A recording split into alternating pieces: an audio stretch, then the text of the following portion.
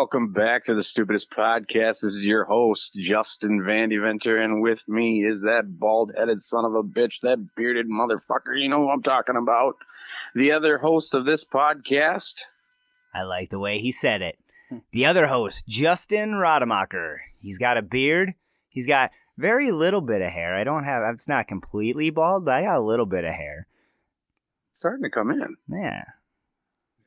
I'm gonna grow it out, and I'm gonna show people how I don't actually have hair. Dude, I went through your pictures when I sent you that picture of you clean shaved.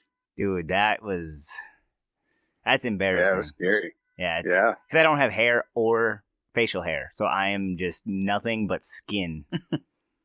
It's scary. Yeah. It's scary. But then I started going through all your other pictures, and I was like, I saw you with full head of hair and clean shaved and looking like you were 12. I was like, oh, I remember that guy. Yeah, I remember him too. I like this guy much better. So, how you been, buddy? Good. How have you been, man? Good. That's good. Real good, actually. What have you been up to? Work? Work's starting to slow down, finally. Yeah. That's good. Getting off a little earlier. It's kind of nice. Yeah, what are you doing with all your extra time? Okay. Been hitting the gym. Need to lose a little weight. I've been packing it on. And go through these spurts, man. And hopefully I can stick to it this time. Yeah. Well, if you got the extra time, it's going to be nice to... Because didn't you just say you just switched gyms too, right? Yep. Nice. Yeah, I went to the... Covered it anytime. I went to the Y. Why? I like YMCA. Oh, why though? It was actually cheaper in the long run, and I can bring Gracie swimming and shit like that. So okay, that's pretty neat. I got a sauna, freaking awesome. Ooh, dude, I got a really nice sauna. So next time you come down, Roddy, I'll bring you. Dude, I'm down for sauna, and I'm okay if we don't work out though. We can go just straight to the sauna. That'd be nice. They got a nice hot tub. Ooh, oh, dude, I'm down for a hot tub. I need another hot tub night in my life. I mean, it's not as good as the one we got at the house, but well, let's test it out. Let's do the hot tub and the sauna there. We'll do the test the hot tub and the sauna at your house. Then we'll go somewhere else because we need to have a. Your house is the... We could podcast. We could podcast and compare the two. Yeah, yep, exactly. The whole time, we'll just bring the microphones the whole way. Yeah, still no working out. It'd be a little weird. No. Yeah, and there is absolutely no working out, though. Dustin is correct. That is the voice of our guest this evening. We actually, this is a special episode. We have Dustin Fawcett is on the episode with us here tonight. That was Dustin Fawcett's voice. Yeah, thanks for having me, guys. Yeah, man. Thanks for being here. Yeah. Yeah, absolutely. Yeah, we're excited to talk comedy with you, man. Yeah, it should be a good time. I've heard a lot of the other episodes, and it's sounds like a good time. So yeah, dude, this is I love talking to comedy, especially to like the people here in the Duluth scene, like just because like everybody's so passionate about it, and you can tell, like whether it be in your voice or while you're on stage, like you can just see that it's everybody's passion. Right. Yeah, we definitely get spoiled up here for sure. Yes, I agree with that. You got a really good scene up there. Mm-hmm. The scene up there is really good. Yep. You're gonna have to come test it out here. Very. Plan is shortly, man. Real short. Yeah. I heard what. I've had a few of the comedians up there already hit me up and were like, "Dude, when you coming?" I'm trying. You gotta. He said that there's a day that he said that he's shooting for that I'm hoping he actually makes. Mm-hmm. It's the week after Thanksgiving. I'm not going to tell everybody though. Okay. Just going to tell you. All right. Well, now I know. Yeah. Nobody else. Yeah. Just nobody else listen. You're the only one. So. I'll keep it a secret till after this podcast. Yes. Yeah. Oh, I guess that works. I forgot that this does have time in between. Huh? Yeah, it does. Yeah, this won't come out until. I guess we should have looked that up beforehand too. Yeah, I'll do it real quick. But yeah, no, this will be coming out. Well, actually, it won't be in the future. It's the future from now, but in the past, when it's in the air, on air, it will be. Yeah, never mind. It'll be the past. Okay. Future now, later. Yep. So yeah, yours is going to be a little bit. Yours is actually Oh, it's when I go to the Rams game, dude. It's coming out on the 19th of December. Nice. I'll be going to the Rams at Lambeau that day. Today. Oh, that's gonna be nice. Yeah, it's gonna be Is cold. that just a thing for? That's just for you, fun. Okay, yeah, just for fun. Yeah. I'm not working that one. I'm just driving down because I'm a Rams fan. Yeah. Yeah, unfortunately, but yeah. This year, yeah, they've been awful. But I mean, last year, how'd they do last year? Did they get the ring? I think is that what you guys were thinking? I don't know. I black out after the Vikings don't. I don't know. I've been so lost of how bad they've been this year. So. Oh, that's fine. You can say that right now, but until the Vikings get that ring, Boy, they look good this last week. Yeah, that was an interesting one. It was so I went to that one, and we had some people that wanted to leave early, but we also had people that wanted to stay. Yeah, but we also had people that wanted to stay, so we did have some dedicated fans with us. So that was I always love having the people that are actually like wanting to stay no matter what's going on. They're like, this is my team. I want to watch them. I don't get to come here very often. I want to watch them when I can. Right. Doesn't matter how they're Absolutely. doing. Well, it does, but doesn't. They still want to see it, Mm-mm. Being a Vikings fan's an abusive relationship. It's just Yeah. It started off so great. They told me they loved me. They're doing so well. What makes me mad is that Kurt blew his record.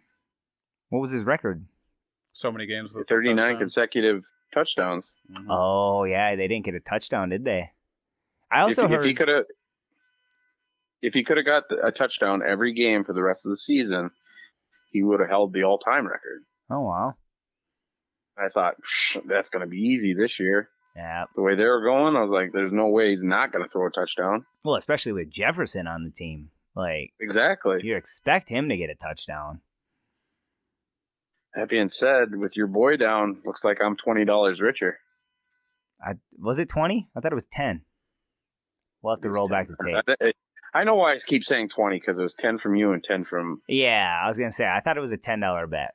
But we have a $10 bet. He thinks that Justin Jefferson is going to do better than Cooper Kupp. And now that Cooper Kupp is hurt. That's easy money now. Well, I mean, unless Justin Jefferson also gets hurt and then Kupp comes back. Impossible. And wins the Super Bowl. Thank for you, a Dustin. second time. Thank you. It's not fair. Yeah, two Vikings fans. I was listening to another podcast about football, and dude, I can't believe he didn't win MVP last year. I thought he did, and I guess I didn't pay attention. He won the Super Bowl MVP, but he did not win the MVP for the season. Which is bullshit. Yeah, he should have, because he had the Triple Crown. Yeah, you win the Triple Crown and you still don't get MVP? Like, what the hell? Yeah. Well, I mean, it's because who did win it? A quarterback. Yeah, that's what I thought. I'm sure. Quarterback. Yeah. Wasn't it Herbert or something like that? I don't remember. But yeah, no, it like always goes to a. They were even saying that even like having the Triple Crown, he didn't get it. Like it's gonna go to a quarterback. Mm-hmm. It's tough. I don't know. I don't agree with it, especially because I'm biased. But I mean, Do you know who the last MVP from Minnesota was? AP? I was gonna say that sounds right. Was it Peterson? Adrian. Yeah. Yep. 2008, I think it was, or 2009, I think they said. Yeah, he got MVP, but he didn't get comeback player of the year. Oh. How do you do that? Yeah. I don't know, but So does he? Did he like go out and like get himself a belt for that, or is that? Oh, that's maybe not good to talk about. no, I think he got a switch. Yes, yeah, he switched it up. Yeah, he switched it up for sure. I had to say something. I'm sorry. My bad. He had to beat one of his 9 kids or 12 kids that he has running around. I was gonna say that's probably like on the short end too. Like there's probably more out there that he's not. I think he's competing with Nick Cannon. Yeah, for most children. Them and Phillip Rivers, I believe he's got like 12. Between the three of them, they can populate a country. I think he's playing arena football. Who is? Adrian. Really? We had that. I think he needs the money. Yeah, that boxing match. Yeah. We got I saw that. Huh. I think he's hurting for money. I think he's got too much alimony. Nah. I mean, yeah, if you got that many kids, that's a lot of money you need. And I mean, A lot of child support. well, yeah, and you only get so much, like, that money only goes so far when you're a running back. It's not a long career. Mm-hmm. Even when you're that good. Yeah. So, all right, you want to get into this? Well, I mean, you haven't asked how I've been doing, but that's fine. I started out with that, and then you just went straight to me. Well, yeah, but then you didn't actually wait so for an how are answer. you doing, Roddy? I'm doing great. I'm doing great. Thanks for asking. All right, so you want to get into this, or? Oh, yeah. Just- No, All right, enough about you. So anyways, you ready to get into it? No, doing good. Just got done hosting for the first time at Dublin's, the pro show. That was a lot of fun. Did that. Got a chance to do the show in Kettle River. That was fun too. I think the show that you ran, right? Yeah, yep. That's the one that I produced. That was fun. What else have I done? Haven't really played disc golf. That's kind of new, I guess. Haven't really done any of that. Been playing a lot of League done? What was that? Is league done? Yeah, league. Well, they continue to play, but I'm like, we've been recording the last like 4 Tuesdays, so I haven't been able to play at all. Obviously, it's a Tuesday night for us too, so I haven't been able to play anything on Tuesdays at least for a little while. But I've been playing a lot of video games, which is nice. I just got a PlayStation 5. I pulled the trigger on that. Yeah, I pulled the trigger on that. I got a few games. I got technically it's a PlayStation 4 game, but I got the Horizon Zero Dawn game. Have you guys played that? Mm-hmm. It's actually really fun. Yeah. Dude, it's really fun. And it's with the girl, like right? Yeah. The girl. Yep, and you shoot your bow and arrow, and you're learning how to kill all those. I'm playing that on PS4 right now. Yeah, that's what I have. I have it. It's a PlayStation 4 game because of the Horizon Forbidden West is the new one on PlayStation 5. But I was told that I need to play that one first because it actually is a continuation of the last game. So I'm like, well, I don't want to be confused the whole game, so I'm gonna buy that one, play it, and so I've been playing that a little bit. I bought Gotham Knights, which is pretty fun, where you're like 4 different sidekicks trying to save Gotham because Batman is, well, he's not there to help him. So you got to be the other. Yeah, so you got to be the other characters and help them. I got some Nintendo Switch games. I just got the new Pokemon game, Scarlet. That was pretty fun. I got a badge. I'm pretty proud of that. I haven't gotten a Pokemon badge in a while. Nerd. So nerd. Yeah, you call me what you want, but it's fun. So Ash Ketchum just won a world championship, I think, for the first time since Pokemon came out. Oh, really? Pretty big deal. Oh. What was the record for? He won. He's now the greatest Pokemon trainer. Wow. Ever.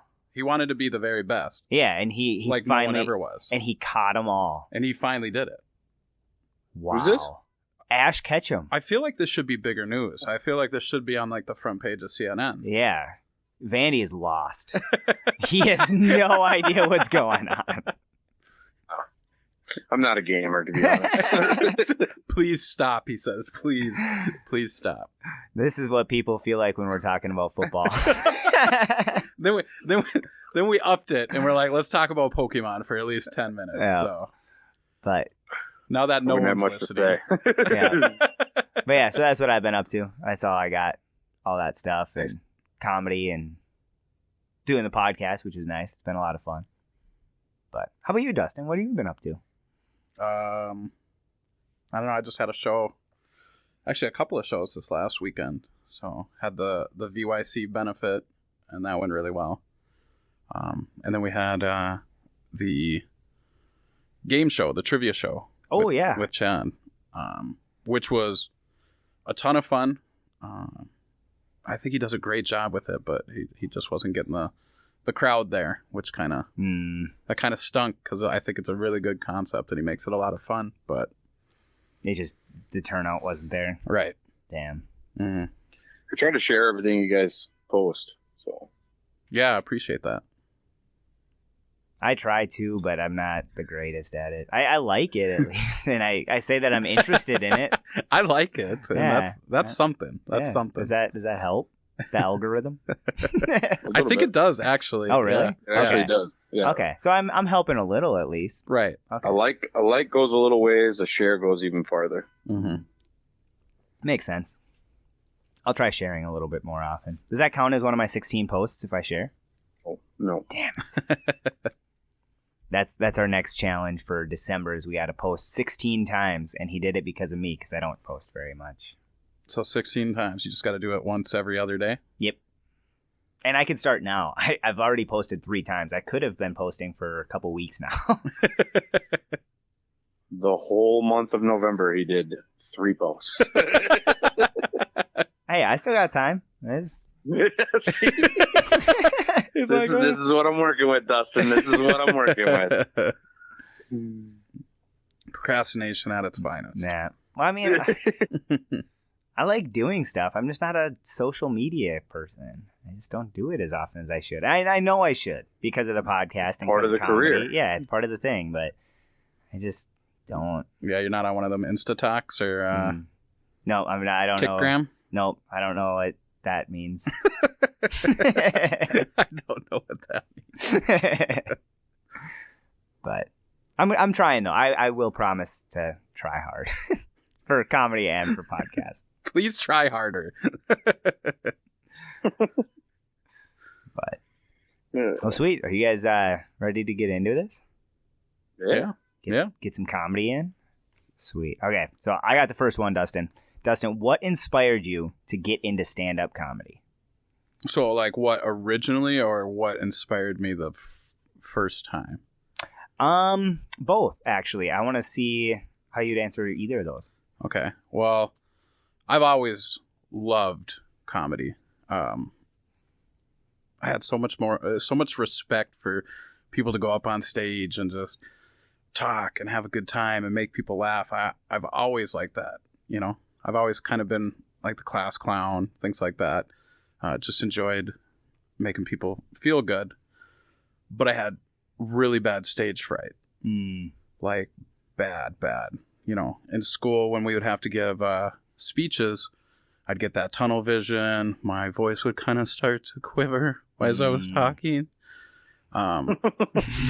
Yeah, embarrassing there too, you know, because I still had to give the speeches and I sounded like I was about to die, and I'd be sweating up there, which, I mean, it doesn't take a lot for me to sweat, but when you're not moving at all and just talking, you know, people can typically tell something's up. And so I never thought I could go and do stand-up. I tried to write a set for a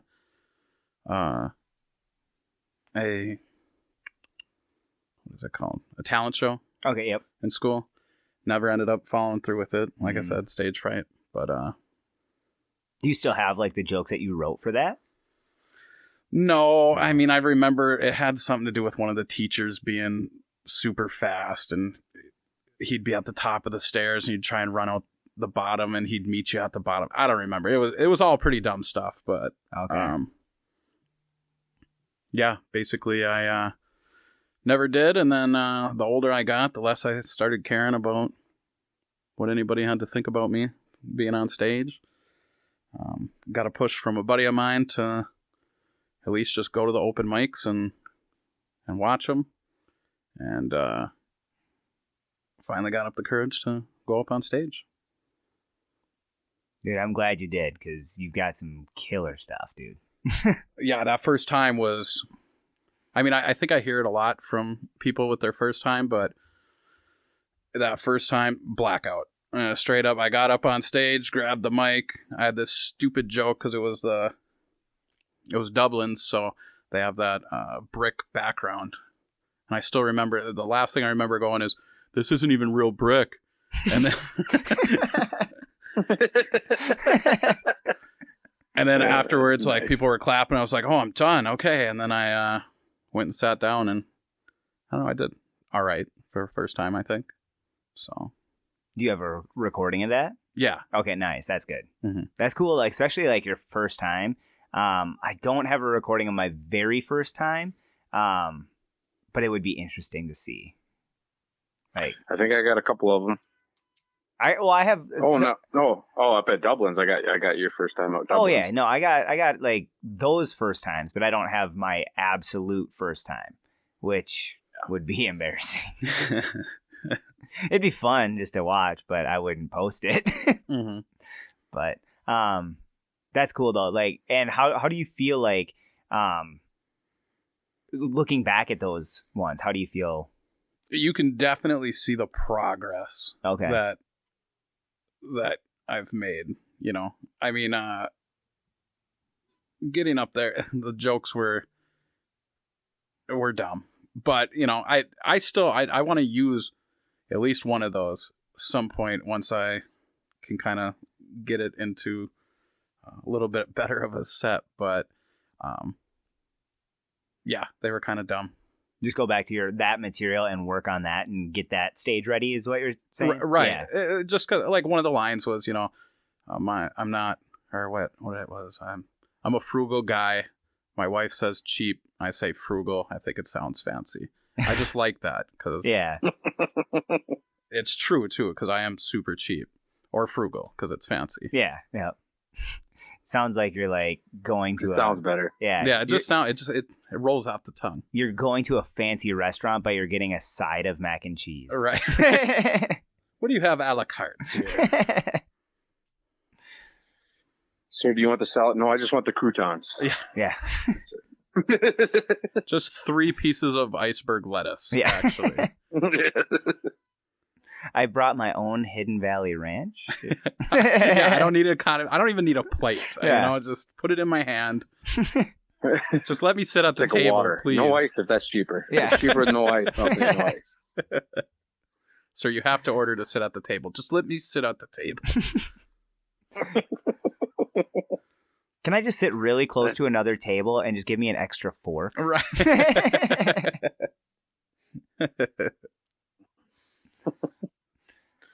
All right. What style of comedy do you perform on stage, and do you like the style that you do? And if not, what style would you like to do? So I don't really know if I have a style. I guess I would say it'd be more of like a storytelling, but I don't really know if I have anything set in stone. I like storytelling though. I've always liked that. Just in watching comedy, listening to comedy, I would like to be a storytelling comedian. I think it's fun, and I also just think you get to share with people normal everyday events in life that you think is funny, and then explain why it's funny to you. Yeah. And like that's where the funniness comes your view on it. Yeah, your view.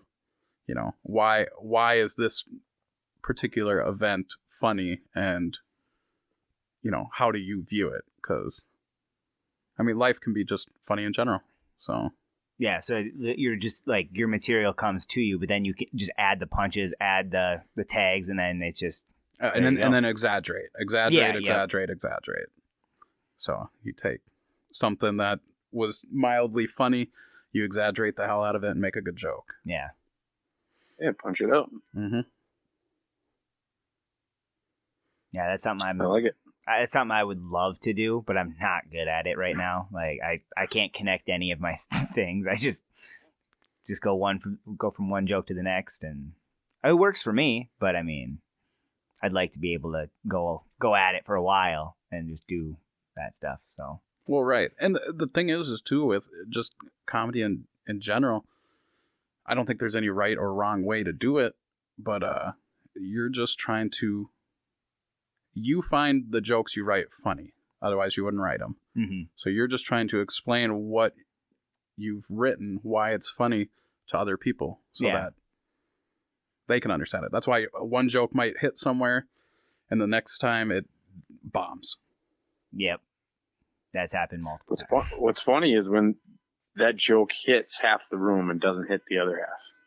Right, but then you can just play off that as well. Yeah. Comics do it all the time, you know. Oh, this half got it, this half didn't. You know, whatever the joke may be. Oh, they must be liberal. You know, they didn't like that joke, or they must be conservative. They didn't like that joke. However you want to divide it, but I like it. I like how there was a comedian that was talking about laughs and how like there's certain people in the audience, like obviously we have a couple in our scene even, where you know they have a distinct laugh. Mm-hmm. And so like the comedians sometimes they don't like to make fun of the person's laugh, because who wants to say, hey, you know that noise that you make when you're having like a really good time? Yeah, you sound stupid. Like it's TJ Miller is who I'm talking about, but he said that he doesn't like to make fun of people's laugh. But he does like it. It is interesting when you have a unique laugh in the audience, because then he can focus on you. And then all of a sudden, like if they don't laugh, you're like, oh, well, distinct laugh doesn't like that joke. So it's a hit, or like it's a good and a bad thing at the same time. So at least then you have like somebody that you can focus on. Sometimes I like to do that. Sometimes I don't. Like sometimes I like to focus on Gavin, or sometimes I like to focus on Sydney, or like focus to get them to laugh. Because then if you get them to laugh, then it's usually easier to get the crowd rolling a little easier, or at least in my experience, it has been. Yeah.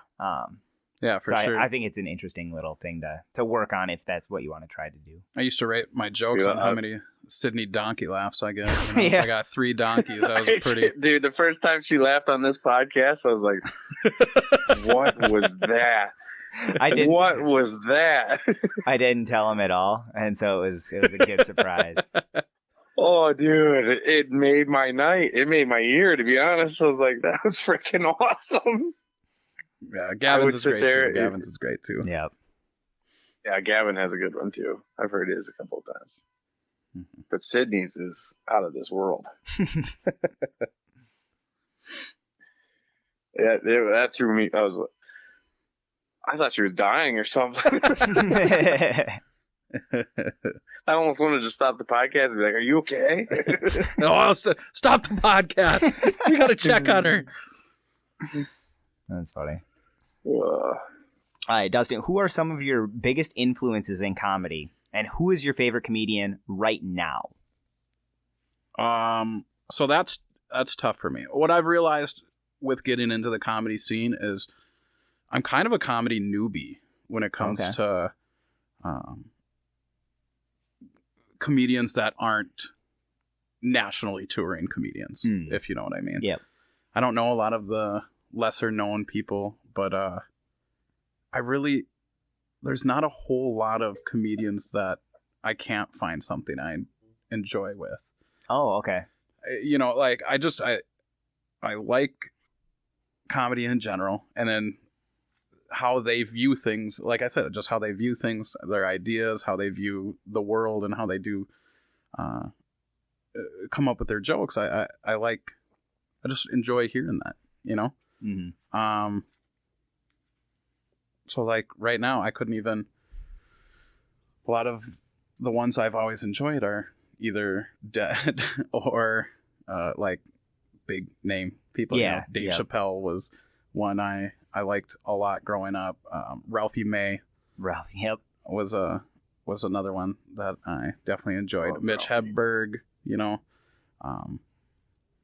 A lot of these names that aren't super surprising, but, you know, I've always enjoyed them. Mm-hmm.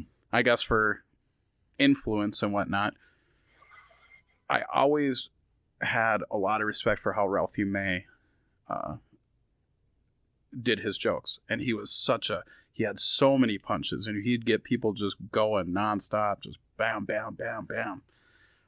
So I always really liked that.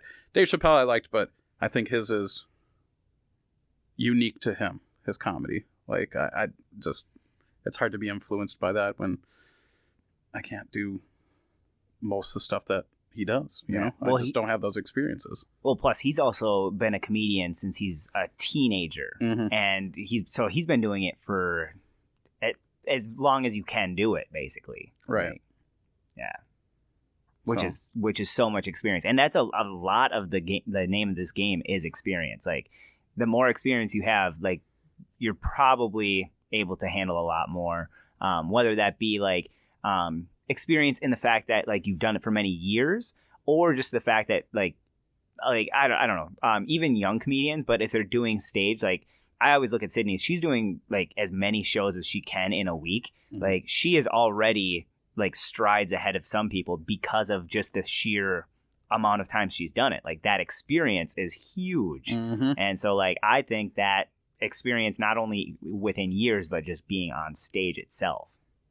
Yeah, it's getting up there a lot definitely helps. Sydney's done a great job for herself in this field just by working at it. You know, it's inspiring too. Yeah, seeing that. Yeah, and that, like, it's just cool. And then I also like get inspired by like, I see you're always doing shows, which is amazing to me. Like that's something that I want to try to strive to do too. Just getting out there and doing different shows, going throughout Minnesota, like not just staying like up in this area, kind of like I have been doing. So that's also inspiring too. Like I want to be able to get out there and do some more shows. But well, like I said, a lot of that is I've been spoiled up here. We got a lot of people that are trying to do shows. They're trying to produce their own. They come to me, they ask me, you know, and that was one thing I heard when first starting. A buddy of mine, Dan Henningkamp, said, don't turn down anything. Do whatever you can. If you get an offer to do a show, do the show. So that's kind of how I've been looking at it so far. That's good advice. Yeah, I mean, yeah, if I ever get asked, like I've gotten asked like obviously multiple times, like with like the roast battles, and I just got asked actually today about a show. Yeah, and so like it's fun, like just that excitement and then the unknown for a little bit, and then once you get to realize what the show is actually about and like what you're going to be doing and how you're going to contribute to it and everything, it's just so fun watching the show go from like just the idea to all of a sudden, oh, we're here, like it's showtime, like it's I'm going on stage. Right. Yeah, it's super exciting. Yeah, especially with like doing shows that you're not typically like used to. So like that roast battle, that first one, getting ready for that was so fun because like I got out of my comfort zone so hard, and it ended up like obviously like we did pretty good. We made it to the finals. Yeah, I think together. we did all right. Yeah, I think what were we, first and second? Yeah, first and second. So I mean, we did okay. So controversial first and second. You may have paid off. I heard it was a good battle. You may have paid off some of the judges. No, you came much more prepared than me, and it was obvious, and that's why you won. So it was a good battle, though. Yeah, I'll get you this time, though. I'll do it. I've been right. I got my jokes written. Now I'm just fine tuning everything. So I'm just getting down because there's probably some jokes that I have written that I'm like I'm not 100% on. So I'm like I'll probably get rid of that one and find a new one. But I at least have something written for everybody right now. Well, you're ahead of me. See, that's why I said you're just prepared. I got a few written, and then I need to just sit down and crunch on there. Yeah.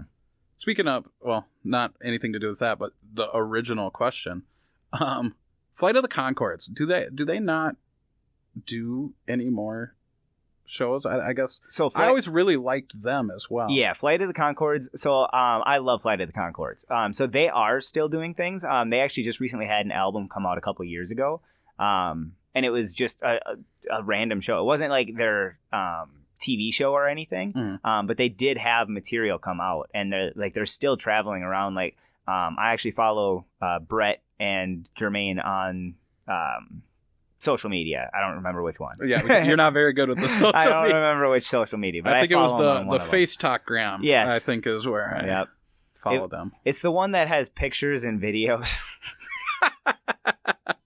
Does that help? Yeah, porn. Yes, got it. Yes, yeah. They're usually naked. But it's funny. It's funny. No, they do have like all their posting and stuff, and like they're still traveling. Like I think they might be traveling separate right now. So I don't think they're Flight of the Conchords, but they're still doing like comedy. Yeah. What is that, like Bus of the Concord? Yeah. Yep. Got it. Yeah. Yeah, actually, part of the new one, it's part of it is because they said that they're the biggest band in New Zealand, in terms of number of people in their band. because all the bands in New Zealand only have one person. It's hilarious. They got a whole bit. You gotta. I'm gonna have to look up and just on Spotify, just put Flight of the Conchords. It's their newest album. It's hilarious. Okay, I'm gonna have to do that. But yeah, I love them so much. Mm-hmm.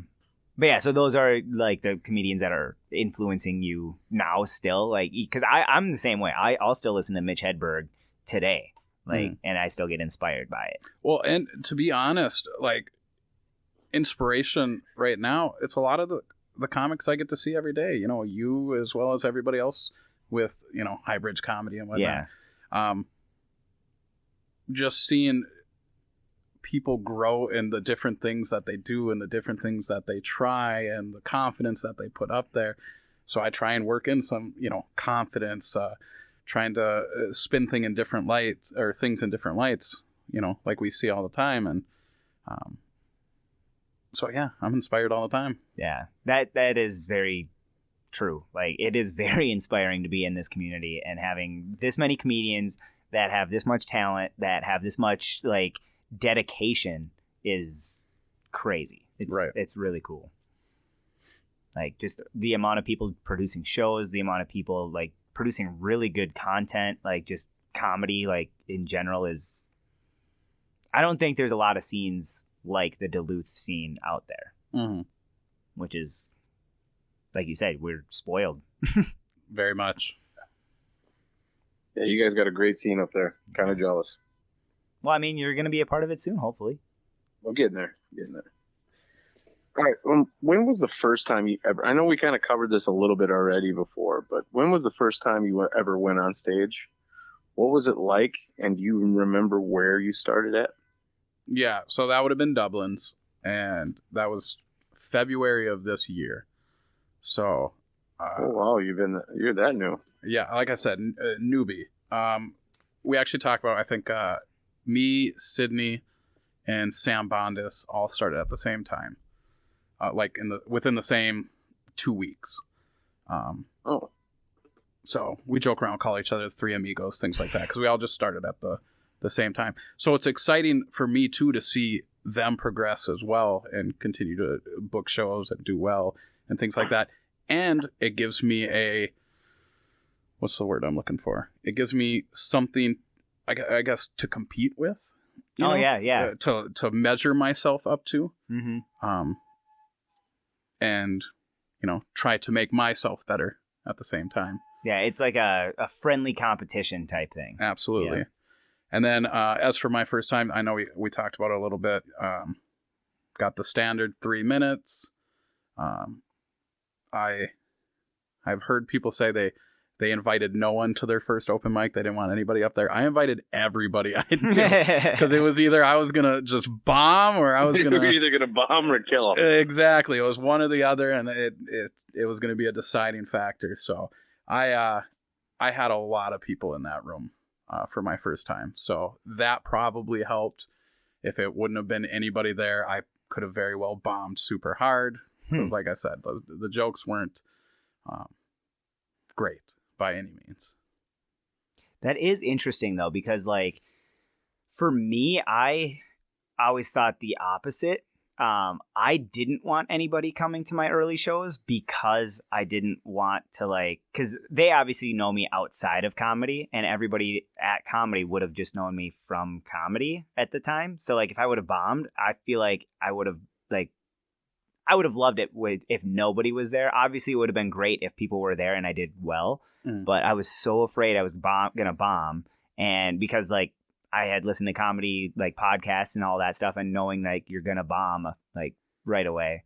So I didn't really invite anybody, that's really cool. Like, that shows confidence that you invited that many people to that show. It wasn't, like I said, it wasn't confidence. It was really? just plain. I had talked about it for years about doing stand-up and never had the courage to do it. So when I finally did, I had to let, you know, anybody that had ever told me to do it that I was going to try it. So they had their opportunity to come up and watch. I mean, I went there for like 3 weeks in a row before going up just to watch. Okay. And that was it, just watching. And again, like I said, that's why I have so much respect for any person that goes up on stage because of how... Absolutely. I say that all the time about comedy and like karaoke, and if I hear anybody in the crowd ripping on them, like, hey man, that guy has the balls to get up there. I don't see you going up there. Right. Like, it's not easy. And no. So seeing that and seeing comics go up there and bomb and just be like, whatever, I don't care. I'll be back next week to do the same thing. And maybe next week I'll hit, whatever it is. That really did help me to see that, you didn't just burst into flames and explode and into a fiery mass of guts and bile. Yeah, that's like 1 in 100 that yeah, happens. It does happen. Yeah. Just not often. Yeah. Yeah, so got lucky my first time. That's good. I've said it on here time and time again. Like, especially if you're a good comedian, and I know you're a good comedian, I'd rather see your bomb set than your really good set. Mm-hmm. Yeah, I've heard you say that a couple of times as well. You learn a lot from that too. Yeah. Mm-hmm. Yeah, you learn so much honest, more. The conversation's way better afterwards off of the bomb set, off the bomb. Yeah. Because I've said it on here, and I'll say it. Like, at one point, you thought that material was funny. So maybe that material isn't throw in the garbage. Maybe it just needs to be worked out more. Mm-hmm.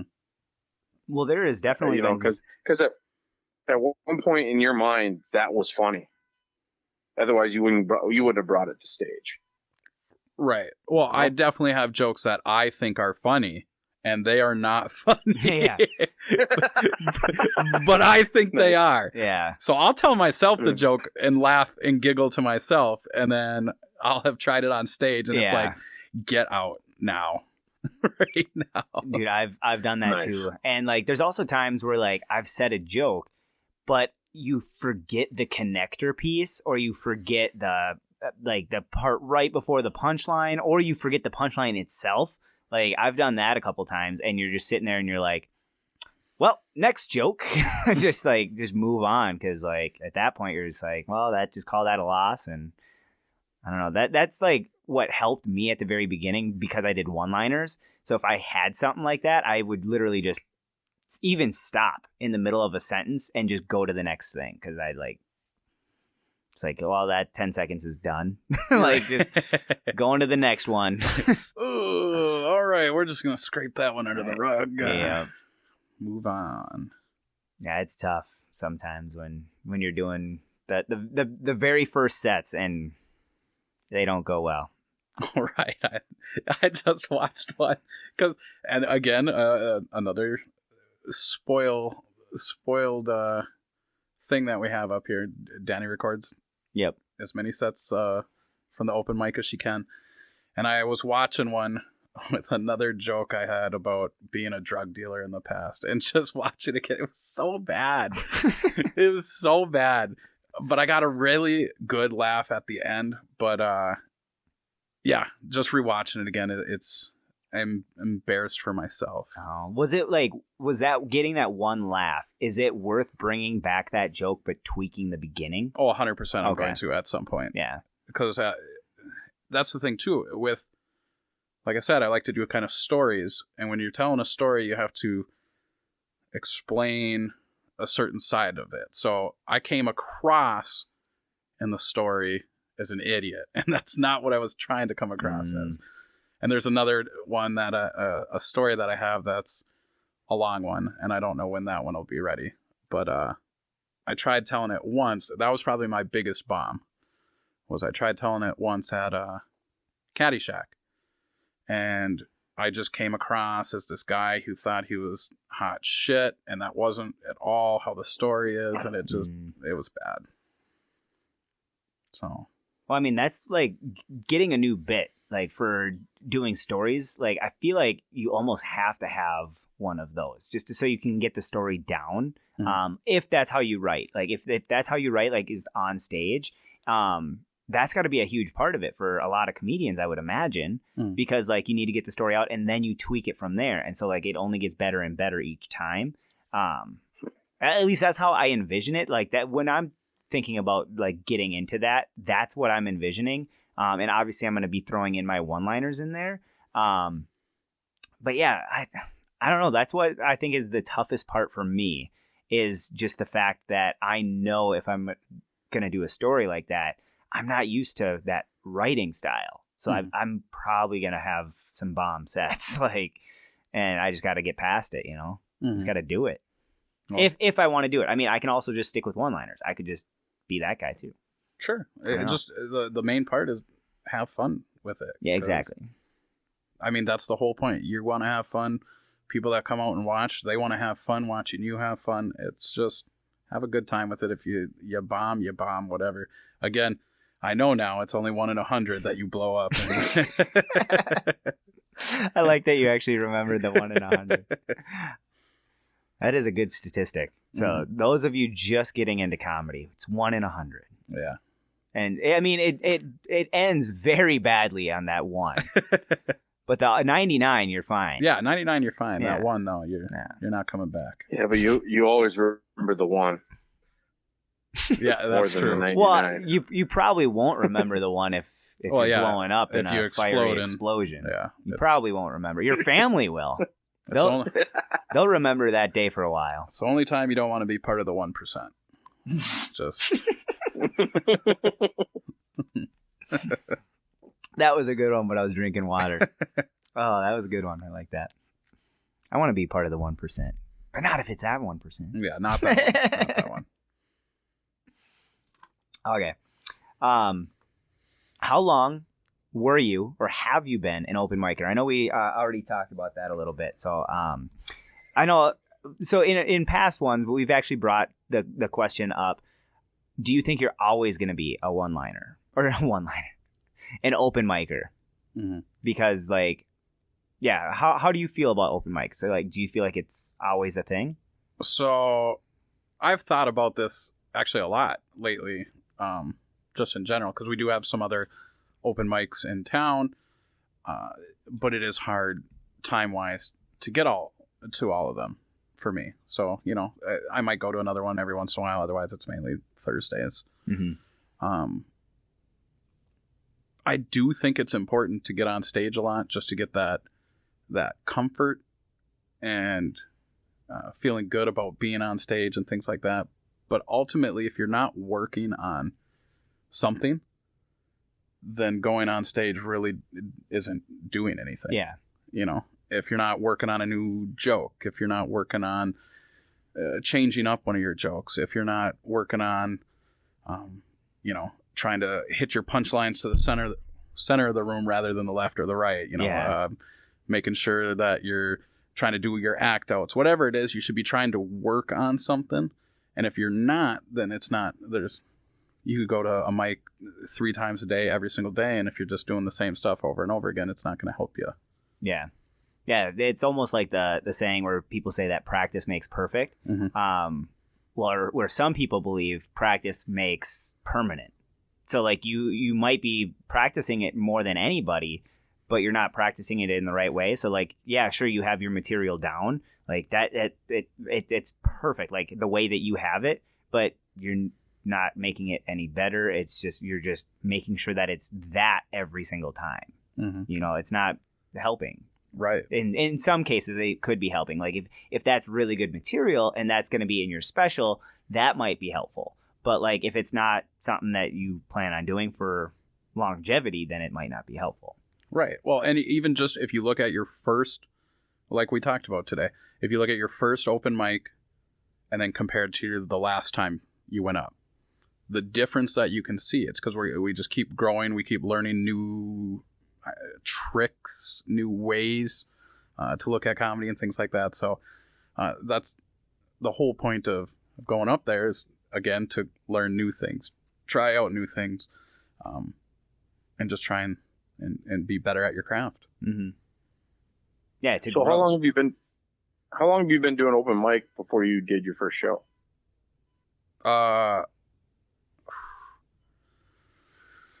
let's see here. My first show was just a guest spot with Off the Rails Entertainment. That's Dan Henningkamp's. I want to say it was only a couple months, maybe. Wow. Oh, wow. And Nice. how much time did you get that first show? 5 minutes. 5 minutes. Yeah. So it was similar to the open mic at that point, because I know you said you started with 3 minutes. At that point, had you done 5 minutes on stage? Yeah, Okay. yeah. So I had my set, like my first set that jokes started working. It's just a fat guy set, you know, making fun of my size, things like that, and situations that I was in when I was younger, which is still a great set. I still use that one, but I basically got that one down, and I had practiced it so much at Dublin's that I actually had the Thursday before the show, I had people like audience members were saying my punchline before I said them, and it was so hard because it just throws you off, you know. But yeah, because I had literally done it like every single week for a couple of weeks, trying to just get it better. But Well, especially because you were so new into the scene, and then you wanted to get your 5 minutes, because like all of a sudden that pressure was on you to like have that set ready. Mhm. It might not have been like an external like, hey, you need to make sure you do well here, but like it's internally like you want to do good. Like you want to, especially your first show, like you want it to at least go decent, right. so that you get invited back, and obviously you got invited back, so must have went well. Yeah, it went good. It was funny because I had a couple of people that came out to it, and they're like, "Oh yeah, we're ready to see you." My brother-in-law was one of the people, and they're like, "Oh, when are you on? When are you on?" And I said, "I'm going to be on after this guy." And they said, "Okay." So they went to go grab a beer. Well, a guest spot's only 5 minutes, so I went up, did my jokes, came back, and they were coming back with their beers. They're like, "You're already done?" Oh no. That sucks. That's so bad. That sucks. What's been your longest set that you've done? 15 minutes. Wow, nice. Yeah. So we did that one in Kettle River. Yep. And it might be a little under 15, but it's right around that mark. And then I did that same set at on Saturday for the VYC benefit. So yeah, it's a long time. 15 minutes it gets to be long after, like, especially like only doing 5 minutes at a time for as long as we've been doing it for now, because I started shortly after you, at least at Dublin's, regularly. And so like I got so used to doing 5 minutes, and then all of a sudden I was on stage for 3 times that, and you're like sitting there, and it still was going well, like I was getting laughs and everything, but you're sitting here, you're like, I hope they're not getting bored, because I'm still enjoying myself, so I think it's still going well for everybody. Like, see, even though I've been on stage quite a bit now, I still run into those kind of stage fright moments. So one of them is I have no perception of time. oh, okay. So my 15 minutes still feels like I just did 5 minutes. And now now I'm worried, did I not do enough time? Like, oh crap, am I at like 8 minutes? But I've looked over my sets and multiple times, like, okay, this one is for sure, or this joke is 3 minutes for sure. I know this joke is 4 minutes. I know this joke is also 4 minutes. And then this joke over here is like 4 minutes. So I know I have enough time, but it still feels like, oh crap, should I say another joke, or, you know, what should I do? You know? Yeah. Yeah, that's Me and interesting. Roddy have actually gotten together, and we've practiced, and we've timed each other on jokes to see how long each joke is and stuff like that. Yeah. And I'm getting to the point where like I'll tell different jokes every single time, but I'm getting down to it where I can I still have to kind of plan it a little bit, but because most of my jokes on average are about between 10 to 12 seconds. Obviously some are longer, some are shorter, but I usually get about 22 jokes in 5 minutes. And so like if I just go based off of the number of jokes, I know about how long I've been on stage without having a timer. So I'll just literally like just go down my list, because I always have my list up there with me, and I know where I'm at in time, because I'll get to a certain point every single time on that paper where I get the light. Like, I'm just like, oh, okay, yep, I knew that light was coming because I'm right here. Like, so I'm getting to that point where, like, and it's getting more consistent, but obviously there are times where, like, sometimes you will get the longer joke up front, so then it's a little off, but it's interesting how that has happened, though, like, where now all of a sudden you're better at time without really trying. Like, I wasn't really focused on the time. I was just trying to make sure I got my time. Like, I didn't want to like short myself, and I didn't want to go long. And so like that's what I was focused on now. Now I don't even really focus on it. I know I have the light. Oh, I got 4 jokes left. Okay, we're good.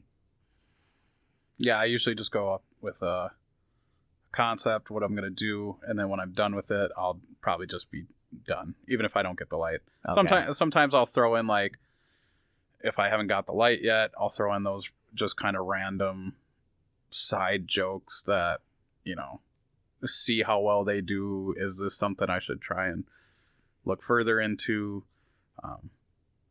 Or sometimes I just want to tell a stupid joke that I find funny and I know and nobody else will, but I don't care. Nice. Those jokes are like sometimes the ones that hit the hardest, though. Mm-hmm. Like when you're not expecting it, you're just like, oh, let's see if it works, and all of a sudden you're like, oh, you guys like that way more than I thought. Or vice versa. Sometimes you get the opposite, but like it's so fun, like doing the jokes where you're just like, oh, I said toss away, and all of a sudden it goes well, and you're like, oh, right, I'm gonna do this one again. Like there's only certain times you can use certain jokes too. Like, what was it for Breast Cancer Awareness Month? I said, hey, it's Breast Cancer Awareness Month, just doing my part.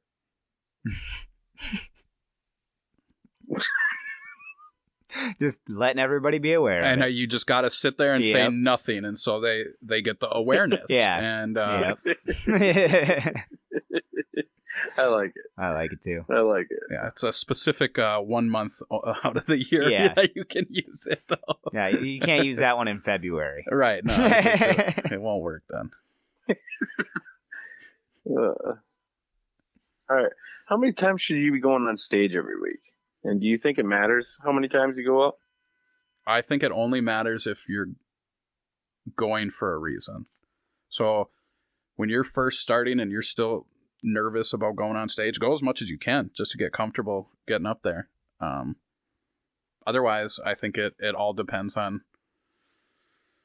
what you're doing. You know, Sydney's a good example. Sam Bondis, they both of those two try to do as much as they can, and that's why they're growing quick. They keep getting better and better and better and better. But if you're not working on anything, you know, it's just going up to have fun, I guess, which is fine too. That's important. But ultimately, I think you should be focused on how you can get better. So if you need more mics, if you think that's going to help, I think it's good. If you only need, you know, 1 mic, that's fine too. You know, you might not grow as quick or get better as quick as other people, but I think everybody has their own pace. In general. Do you think there is such thing? I'm just kind of adding on top. Do you think there's such thing as like burnout? Like if you did too many times a week?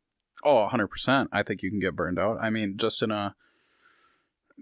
this weekend is a good example. You know, I had that show, and then it was the trivia show, and I just felt burned out. I don't know if you guys ever get like that, where you just don't feel funny. Oh, I've had that for sure. Yeah, it was like one of those, and so I kind of just sat back and laughed and enjoyed myself during the show because, you know, what was it? Pete Hennegraaff was hilarious up there. Chad was super funny. Danielle was super funny. Sam, I think, got drunk, but I think everybody's had that feeling. Yeah, I remember Richard Pryor. One time he had a sold out show, and he went up there and he started talking, and he literally goes, "I'm just not funny today. I don't have it." And he literally gave everybody their money back and said, come back tomorrow. Came back the next day and killed. That's awesome. Murdered. But he said, I just wasn't funny that day. I think it's in that documentary, Roddy, that I told you about. Yeah. Yep. I'm definitely going to have to watch that. I just wasn't funny that day. I just didn't feel it. Who's this Richard Pryor fella? The goat. He sounds like he could be funny. Yeah, the name itself sounds funny. Dick Pryor. Roddy just doesn't want to admit that he's the goat. He's definitely the goat. I just had to give him some shit. And it's nice to hear that stuff too. Netflix put out one of his specials. Really? Yeah, it's Richard Pryor Live or something. Like we just watched it at lunch. Well, it's good that they got his name right on there. So that's good. Who's this Netflix fella? All right. Is that another one of them social media sites for?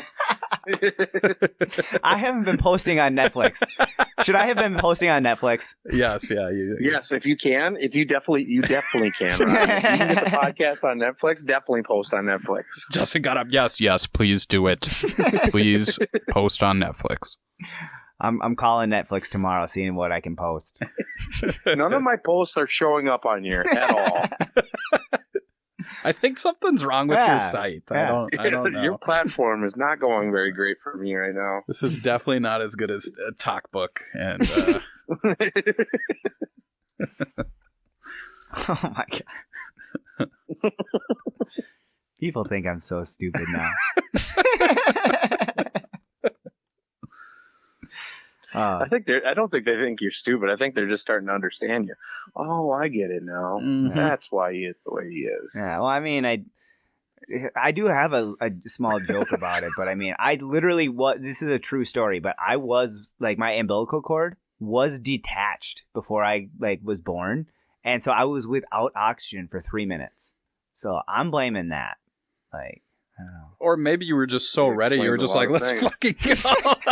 Rip that out. I don't need this. I don't need that. I'm an adrenaline junkie. I'm just ready to. Let's go, man. I'm right. I don't need this shit. Let's go. And you dove out head first too, right? Yeah. See, adrenaline junkie. I took a helicopter ride to the cities. I was an adrenaline junkie. Baby. Yeah, you didn't even realize it. I know. No wonder why you love. We don't need to land. I'll jump from here. I'm telling the pilot, get out of the way. I got this. We got this. Yeah. Do you have a parachute for a baby? Is it my turn yet? Oh, man. Okay, Dustin. Is stand-up comedy what you thought it was going to be? No. What if that was just my answer? Yeah. No. Move on. Next question, please. Next one. No, not at all. And I think other people who haven't done stand-up comedy probably think very similar. I used to think it was, you go up, you're just a funny person, and you talk, and you're just funny. And then once you start realizing more of the work and the effort and the dedication and the countless hours you can spend on a topic like whitewater rafting, it's ridiculous. And it's a lot more than I ever realized. And so now, like before, I'm pretty sure I was one of those people. Oh, hey, I got tons of funny stories. I've always wanted to do comedy. I got tons of funny stories. I think they'd be so good. And then you realize now, after you've done it for a while, it's not that easy. You can have a very funny story, but you got to figure out how to translate that to stand-up comedy. It's not a word-for-word translation. Yeah. Well, it's like I asked you, when I asked you the longest time you've done on stage is 15 minutes. A lot of people are like, that's it? 15 minutes? Mm-hmm. 15 minutes is a long time, all right? Try timing yourself one time and telling a story and try stretching that out to 15 minutes. You can't do it. It's tough. Right, and keep in mind that story needs to be funny every few seconds. Yeah. There needs to be, you need to be every engaging, so often. Or you're going to lose your audience, and all of a sudden, okay, well, now you have to get them back in that same story, but since you lost them, how are you going to get them back? You know, mm-hmm. Right? That's like that. I did a show with Patrick, Danny, Bob, Gavin up at the lumber mill, I don't know, in Virginia. I saw it Timber on Lodge, lumber mill lodge. Anyways, and there was a guy who was kind of heckling, and he ended up talking to Patrick, and he was like, "Oh, let me get some time. You know, I have all these funny stories. In Afghanistan, I pooped my pants 14 times in one day. Like, it's so funny. I'm so funny. Give me 20 minutes. I can do 20 minutes." And Patrick's like, "Well, you know, what else do you have besides that story?" He's like, "No, you don't get it. The story's so funny. I pooped my pants 14 times one day. It's hilarious." And he just consistently harassed Patrick trying to get time up there. So, well, especially if you're saying the same one line in your like description of your 20 minutes. No, I don't think you understand. Yeah, Justin. He pooped his pants. How many times though? 14 to 20 times. It kept going up. You didn't say up to 20 Sorry, times. I didn't know the whole story right offhand. That makes a difference. He should have gotten on stage. He should have. I think we should have just shut the whole show down and just put him up there. You guys, should have just like forfeited your time to this guy. Mm-hmm. Like, he deserved the time. It's clearly. obvious. Yeah, it's clear. Dang. Was that place? Was that place in Virginia? Was that the Outback Steakhouse? Is that? No. I thought it was close. You were not. I wish you guys would have gave him 10 minutes. We'll give you 10 minutes, but you got to be up there for 10 minutes. We're not going to let you. You can't get off the stage. Like, we have bouncers over there pushing. Yeah. Get back up there. Mm-hmm. You're gonna sit in this. You're gonna humiliate yourself. Then just look at him and be like, "You wanted this." Yeah. And to be honest, you wanted double this. So.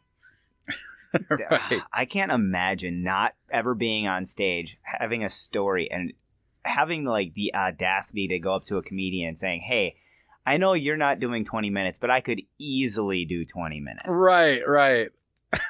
Like, no. Like, I can't imagine doing that to anybody. Like, if I was a really good singer and I went to a music show, be like, "Hey, can you give me 20 minutes? You know, before you're doing your show, can I do 20 minutes just randomly at your show?" Right. Keep in mind, I think I could do that song better. I definitely think I could do that song better. Yeah. I've been in choir for 7th and 8th grade. Yeah. So, like, kind of a big deal. Yeah, and I dabbled, like, in 5th. So, like, it's basically been 3 years. That's a long time, okay? I sing in the shower almost daily. It reminds me of Tom Segura. I was just listening to his special today, and he's like, I have people come up to me all the time and tell me that they're fluent in Spanish. He's like, no, seriously, I can speak Spanish. I took 4 years in high school. Yeah, I played football for 4 years in high school, too. I don't hear a call from the Buccos anytime soon. Yeah, it's something you got to grow up and engage in your entire life if you're going to be, like, at his level. Like, he's been doing that his whole life.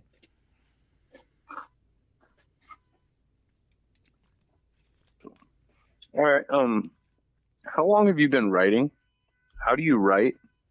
For example, do you write on stage or off stage? And if off stage, what does your writing process look like? Do you have like a notebook, notepad? Do you use your phone?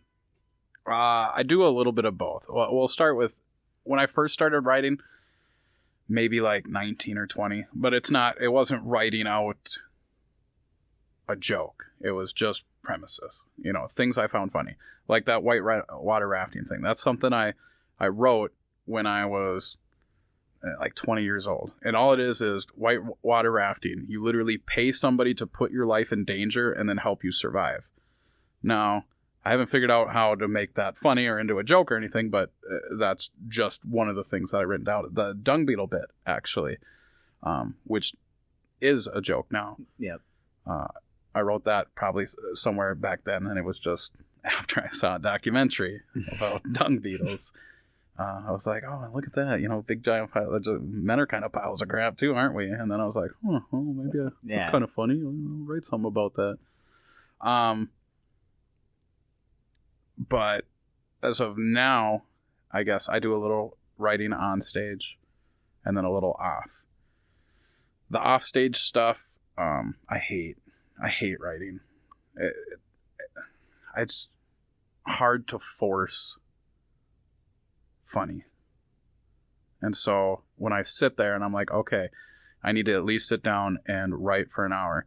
And then I just stare at the screen. I do everything on Google Docs just so I can have it transfer. I don't lose any of the paper or anything like that. But I'll just sit there and stare at it, and I just cannot think of anything. And then I get distracted, and next thing I know, I'm watching YouTube videos of something stupid or something along those lines. So it's difficult, but I think it's important. The onstage stuff is great when it works. It's not so much when it doesn't.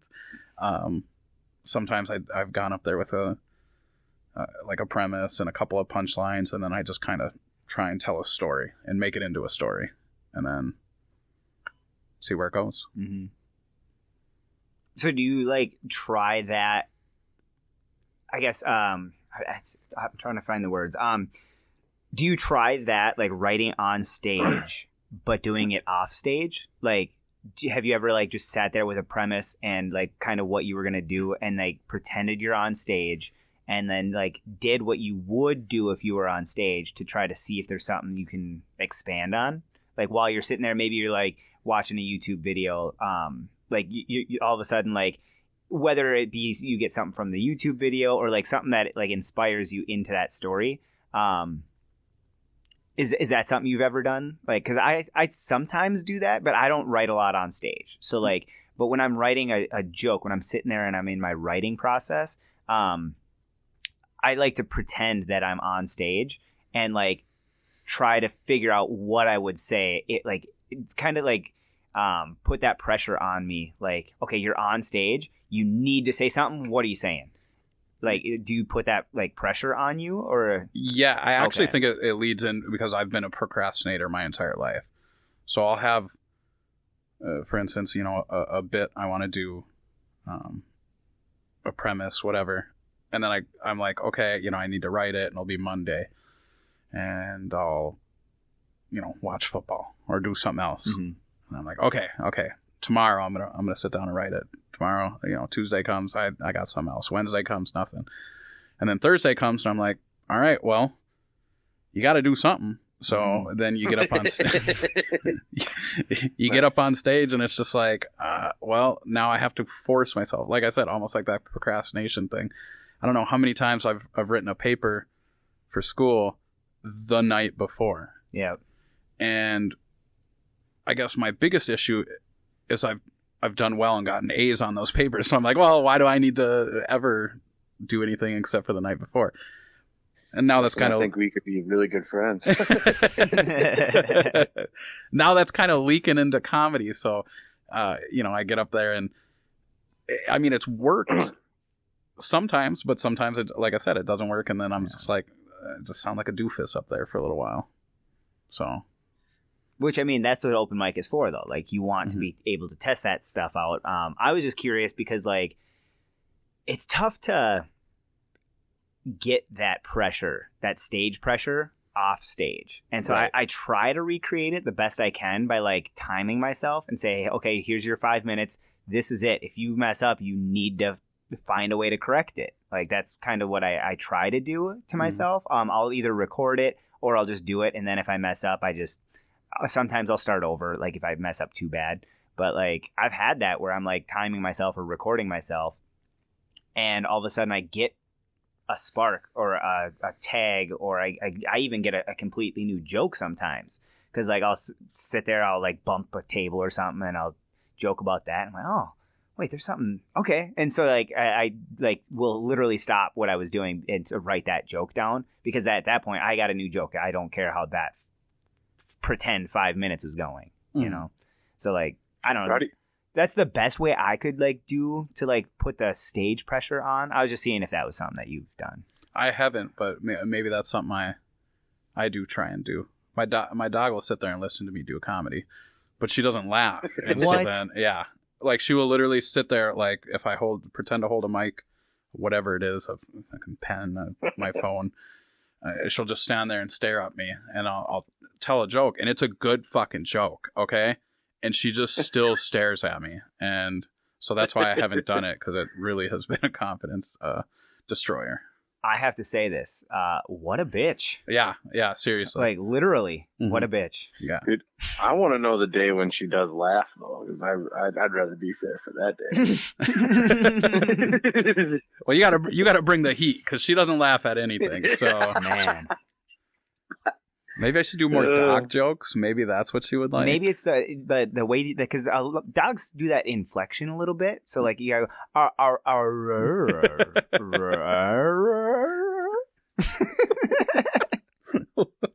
I'm just picturing her rolling over on her back, just laughing. She does do that, but not when I'm doing comedy. That's the thing. So, like, you gotta at least find the time to get a video of that, because I feel like if you get a video of that and you like post it on your Netflix or whatever, like.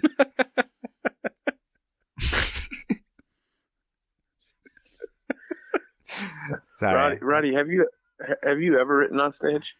I've written on stage, yeah. Like I said, I try to like do all of my writing off stage, but like every now and then I will like do it, or like I'll get inspired to like do something. I actually did it at Dublin's not too long ago. I had switched one of my jokes. Instead of saying it about me, I made it into a crowd thing, and it was while I was hosting, and it went really well. So my joke when I say about myself is I say, okay, I got an impression for you guys. This is an impression of a guy with a big penis. And so I like kind of adjust myself and getting ready. I'm like, let me get into character real quick. It's just me. It's just me, you guys.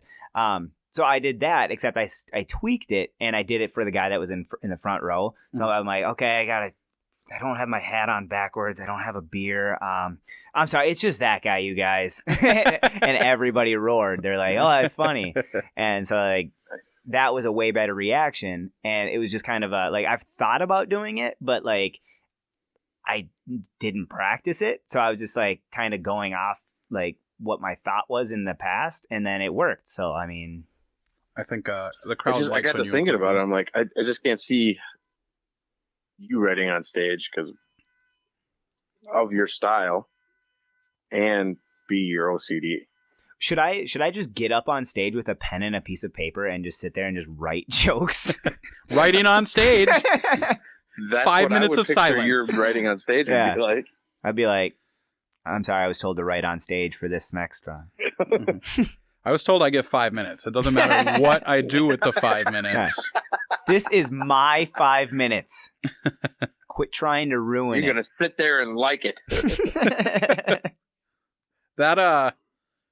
That's actually good practice. Not doing actually that, but just staring in silence and not saying anything at all. See how long you can go on stage. I can almost guarantee somebody will nervous laugh. Okay. So you just sit up there and you say nothing. Just stare out into the crowd. 10 seconds, 15 seconds, whatever it is. Somebody's going to nervous for laugh. my first set up there. Okay. He goes the whole 5 minutes, nothing. Everybody's like, is he going to tell a joke? What's going on? I don't understand. I'll do that my first set. I'll come up there and I'll be like, I know I've had a lot of you on the podcast. I know you've been excited to hear a couple of my stories. And then just not say. That's been my time. Thank you. I hope it was as good for you as it was for me. Just so you guys know, it did help. I mentally wrote a lot down there. So that I did a lot of... I can't wait for my next 5 minutes, guys. Yeah. Can't wait to see you next week, guys. I'm doing 10.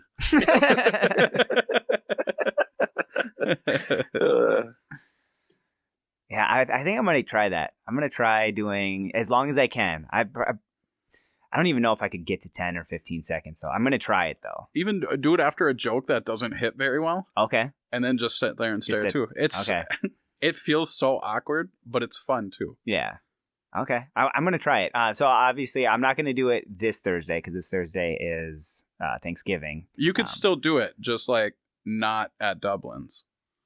I'll do that. Yeah. I'll just sit at the table. Just wherever you're at, just don't say anything until somebody laughs at you, and then you can talk at that point. Should I like set it up as if I'm going to say something though, like just so it is kind of that awkward? Just be like, "Hey guys, You should do a toast, guys. You should do a toast. Ding ding ding ding ding ding ding. Hey, I would like to tell you guys something, and then you just sit there. Yep. You should stand up and then sit back down. It's got so. I was trying to see how long it was going to take. I knew he was going to be the one to break it. I knew Vandy was going to. I can't do that. What were you going to say, though? Sorry. You were about to say something, and I interrupted you. No, I said you stand up after you tang and all that, and then once you get everybody's attention, just sit back down. Sweet. Well, I'm actually not going to be able to see my family on Thanksgiving. I gotta go work the Vikings game that day, but I'll see my family on Friday, so I'll do it on Friday. Shucks. I know. I gotta go see a football game. Shucks. I don't know. Yeah. You guys hate me so much because I love football. I do like the Vikings. So I do appreciate. If you didn't like football, I'd hate you even 10 times more, man. Dude, so thank God you're at least a fan. I'm like the only host that like really enjoys going to games. Like I wasn't even supposed to go to this last game. Like the other host just didn't really feel like going. She's like, "Well, if you want to go, you can go." I'm like, "I will go to every game if you don't want to go." Do you have to like drive or something? No. Like so you don't even need to drive? No, the bus takes us and we watch a movie. Gosh. So you have a movie on the way down. I liked you a lot before this, and now I hate you a little more. Right? I'm sorry. That's all right. I hope you guys don't hate me. I only get to do it through the football season. And then I don't get to do it until next football season. Yeah, then we just have to go to concerts and stuff, which is so boring. I know.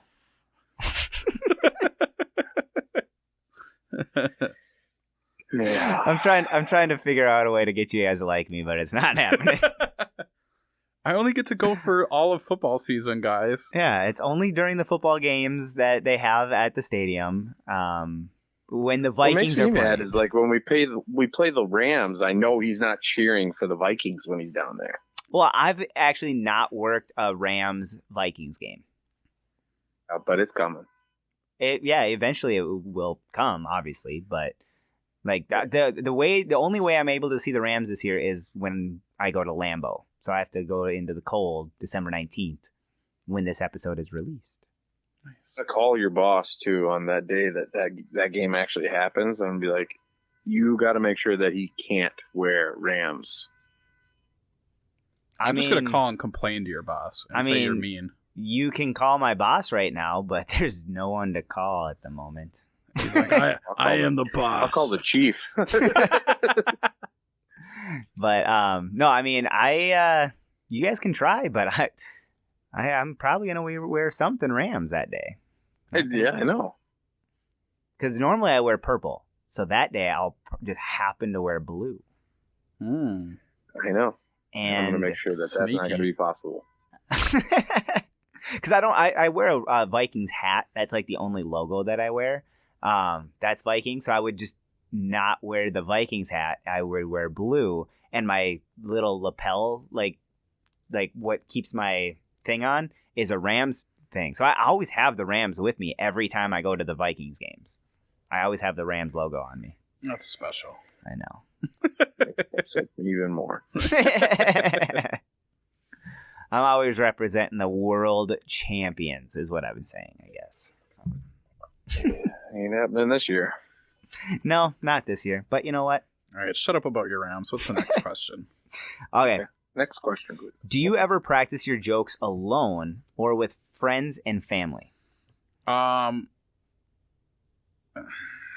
I might I'm so bad at explaining the joke I want to tell before I do it on stage, if that makes sense. I do the same thing. So you do like a lead up to it. You're like, okay, so this is what this joke is about. And you're like, I'm just going to say how I'm going to say it on stage.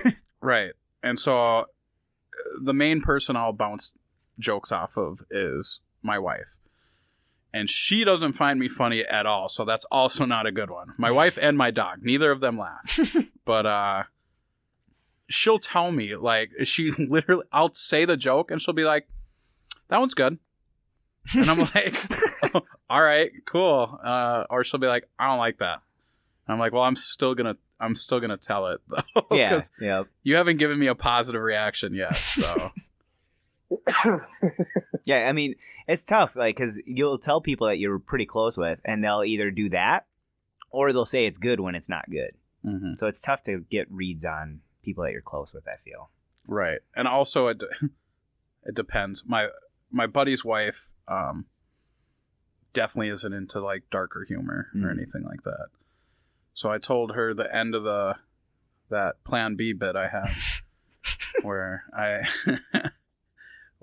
say, you know, she was mad. She said, well, I'm not even gonna, what if I don't even take it? And I said, ooh, then I had to hit her with Plan P. So I punched her in the stomach. And she was like, oh, no. She wasn't for that one. Right. And she did that. I said, well, I mean, we could just go with Plan A, abortion. So that is technically Plan A. That is Plan A. Yeah. So. That's awesome. So do you do by yourself too? Yeah. I mean, I have not as much now. But I'll kind of just run through the jokes in my head, you know, how the punchline goes, you know.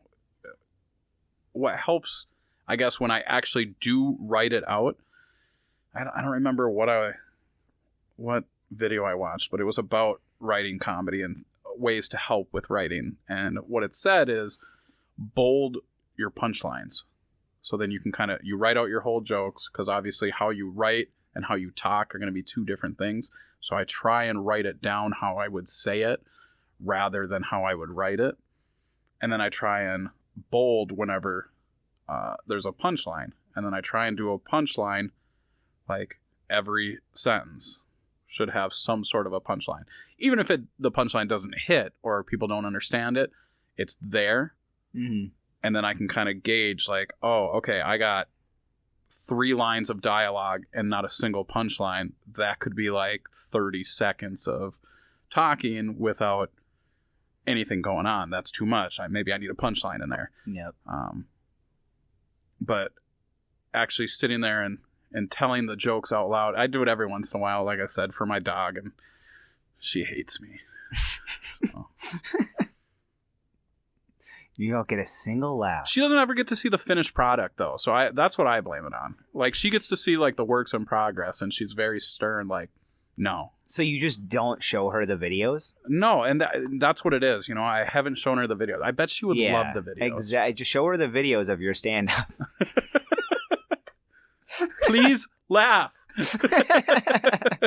Just once. Just once. Have you translated it to dog language? No, I don't have that app yet. Oh, okay. But maybe I should get that It's in development, is from what I've heard. Got it. Yeah. I don't know who's developing it, though. Somebody. Sony. All right. Yeah.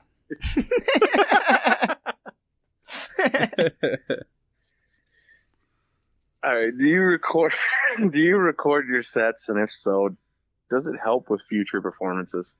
So, no, I don't record it because I'm blessed. Again, being up here. Danny records a lot of our stuff. So besides like my first couple sets, maybe, I had my wife record, but then found out that we get them recorded all the time. Again, we're spoiled. Appreciate it so much. But then the other part of that question, yes, 100,000%. Watching yourself on stage and seeing how you set a joke or how your mannerisms are, your voice, everything, it's so helpful to making your jokes how you want them to be. Because ultimately, when you get on stage, you have people have this idea, a preconceived notion of what you're going to be. So just because I'm a bigger guy, most people think, oh, he's probably going to be jolly and funny, things like that. It's true. But, it's just a preconceived notion when you're up there. So then if I start going really dark, it could work because they're like, oh gosh, I didn't think he was gonna to say all of that. But when you can actually watch yourself, hear people's reactions, see how you say things, you can tweak it and make it more towards your persona, I guess, that you're trying to put on stage. Yeah, kind of either go with or against what the audience is thinking, like to kind of get that surprise element, like. Right. I like that. Yeah, it's I don't know. I've definitely seen some where I'm like, oh, gross. Like, why'd I say that like that? So if you didn't have Danny, would you record yourself? Now, yeah, I think if that wasn't there, I think I would have to. If I want to get better and I want to see how things go. And then sometimes, like I said, when you're on stage, if you're doing writing on stage, if you don't have some sort of recording, even if it's just your voice and not an actual video, if you come up with a new tag on the spot, you might forget it, and it could be a great tag. And if you don't have some sort of recording or way to remember what you said, you end up losing that. Yeah. So. Yeah, that's the one thing that I forgot to do this weekend was record myself. I didn't get the audio or the video of my set, which is... Right. When I hosted, I did the same thing too, but I was super nervous. So. I was nervous, and I was like trying to make sure that everything went smoothly for everybody else. I wasn't focused on, I need to record that. Like, I did that after the first one. I'm like, I forgot to record it. I'm going to record it the second time. Got up on stage. I'm halfway through my set. I'm like, I'm not recording right now. I forgot to tell you too, one of the late set when I hosted, I did the big guy set. And so one of the parts of it is I grab the mic stand and I shake it because I'm talking about catching skinny people. And you got to sneak up on them sometimes, like they're a gazelle. So, and then I'm like, hey, or you got to pretend like they're your friend, hey man, I didn't mind you calling me fat. I'm good. You're good. Gotcha. And then I grab it and I yell, gotcha. And I shake it. And when I did it, I missed grabbing it. And so I just palm slapped it right at the audience. And no joke, it flew right at this girl. And she was like, ah! And she scooted her chair back, and how the mic stand landed, it perfectly went in the cross because she was right at an angle, and it just stuck. So it almost looked like I meant to do it, but I really did not. And if anybody was looking at my face, I'm assuming they were looking at the projectile flying across the stage. But if anybody saw my face, it was like oh shit. And so then I grabbed it, and I had to make a joke out of it. And so I was like, oh, my bad. And so I set the mic down and I stared at her and I looked at the mic stand again and I moved it a little bit further back. But, yeah, that was a big whoopsie. Yeah. I'm glad, you handled it very well, though. Especially, making the joke after the fact. That's... Could you imagine, though, if that's not what happened? And instead, in the group chat and everything. Or something like that. So Dustin's night hosting, he threw the mic stand at people would still be talking about it. They'd be like, Justin, your name is too similar to his. You're not hosting. Yeah, you can't host. It's too close to Dustin. Man throws mic stand at audience member. It was a hate crime against skinny people. That's exactly what the headline would read, too.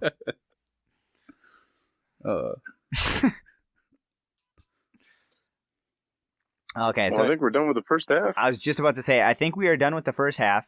Dustin, do you have any questions for us? Yeah, so, Justin. Yeah. I knew what you were doing.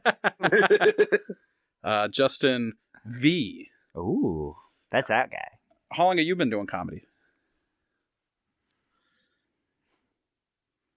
I'd say off and on, probably 2-3 years now. I mean, actually going on stage and stuff, but I've always been telling stories and shit like that, and emceeing and being on a mic. But comedy-wise, I'd say 2 to 3 years off and on. Nice. Were you always that type of person that was people told you should try and do stand-up, or always been like a storytelling type guy? Yeah.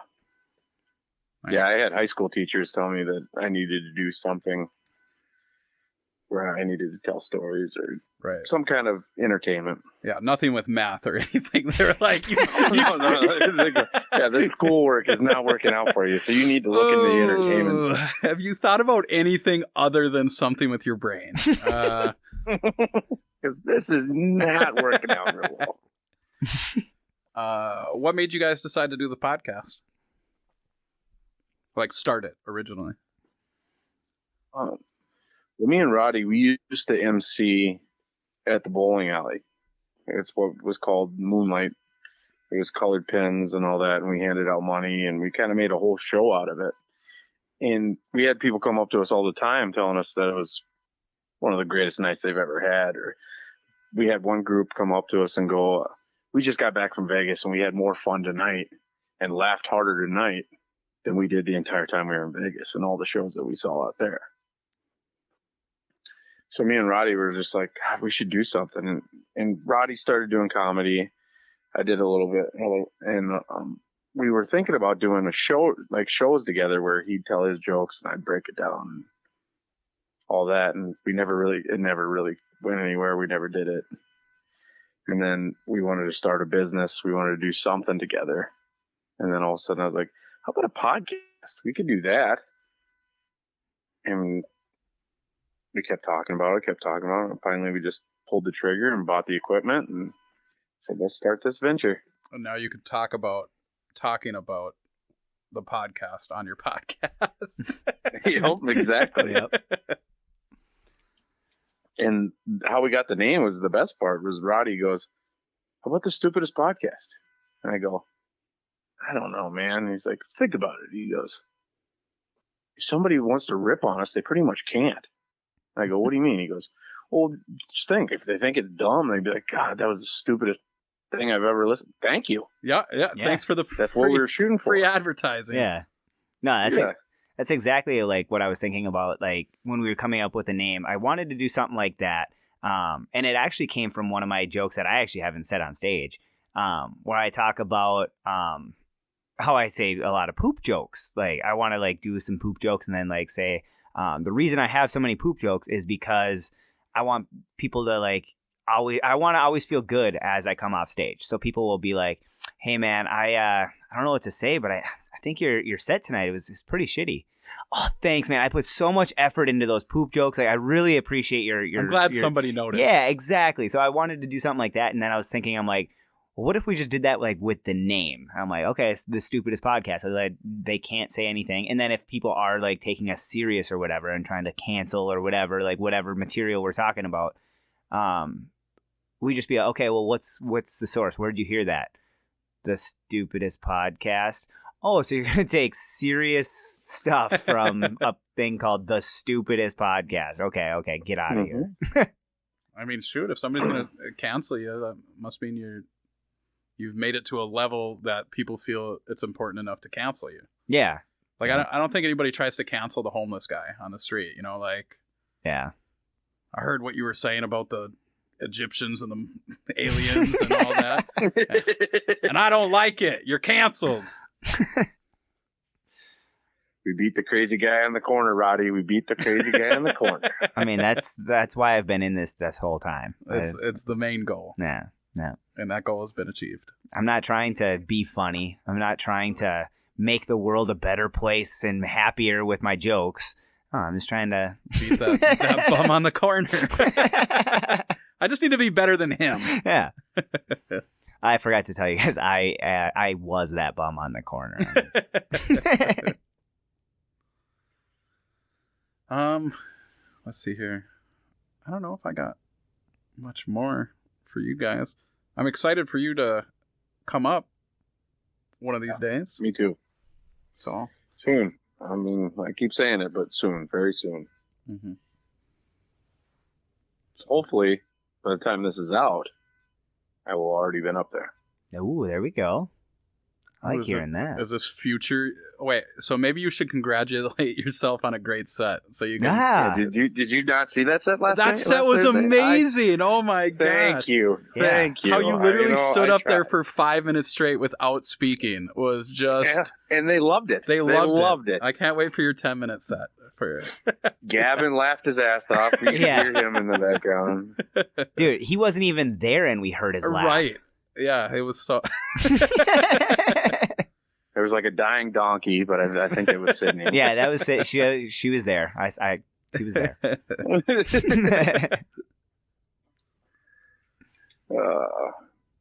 I still can't get over that laugh.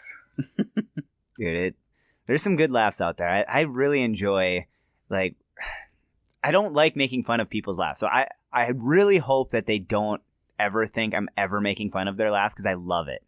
I love unique laughs. Yeah, I love unique laughs. Like, I'm not a huge fan of my laugh, to be honest. So, like, I wish I had something like that where, like, people, like, noticed my laugh. I don't know. Well, maybe I don't want people to notice my laugh because, like I said, I don't like it. He's like, please notice me. Notice. This is how I'm gonna laugh. This is how I'm gonna laugh from now on. Michael. I like it. That was so funny. Sorry, I'll stop. Yeah, I'm not ripping on anybody's laugh. I will never.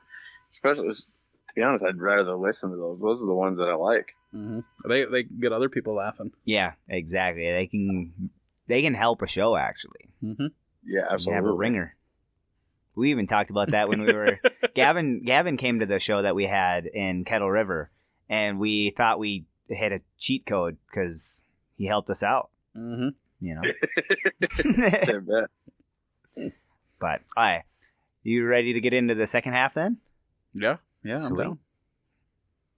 Perfect. All right. So my first question for you is, do you have any other hobbies outside of comedy that you feel might help with comedy? No. So are you saying that you don't have other hobbies, or are you saying that none of them help comedy? I have other hobbies. I just don't think any of them are beneficial. I mean, my job, I have a lot of face-to-face interactions with people and things like that. So that could probably help because obviously just talking with people, and I'll joke around with people at work and things like that as well. But hobby-wise, I mean, no. I mean, I golf, play games. That's about it. Comedy. Yes. Like, I like football, but I ain't gonna do anything for, You don't say hike in any of your. You're like, hut. Maybe that should be how I start my set. Hut, hike. All right, here I go. Woo, 42! Just need to get in game mode. You're like running around on stage. You're like looking like, I gotta stay in the pocket. I gotta. I can tee up the mic stand, so then look back, take a look at my shot. Already know you can punt it. Yeah. Or at least you got a good stiff arm. Yeah. Gotcha. Right. Yeah, I don't know. I guess, I mean, I used to write a lot in general, not just comedy. Like what did you write? I wrote stories, I wrote some poetry, things like that. I don't know if any of that would necessarily help, but just writing in general, wordplay, things like that. Does. Yeah. So, like, writing poetry, I feel like is very similar to stand-up, because I write poetry every now and then, too. Not, like, a lot, but, like, I enjoyed the process of doing that. But it did like also get me because like you actually had a little poetry in your comedy in the roast battle. Right. Yeah, I did a poem joke which the judges absolutely hated. The crowd liked it, so yeah. I mean that's what really matters. Mm-hmm. And yeah, I don't know why. It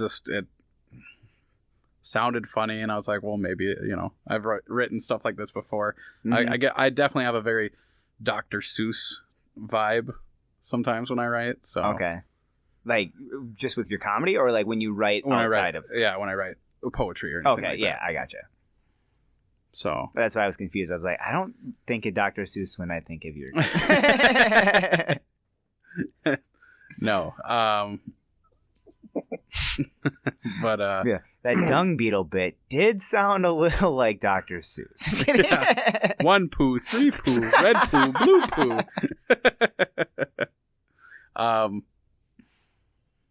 But yeah, so I guess that would be writing in general would help just with wordplay. It builds your vocabulary. Yeah, exactly. Reading is important too, which I have not done a lot of in the last few years. What's this activity called? Reading? Can I watch it on my Netflix account? Netflix hasn't posted anything about reading, so they have words that pop up every now and then, but you just skip those and you get... Right. If you don't know it, you skip it. Yeah.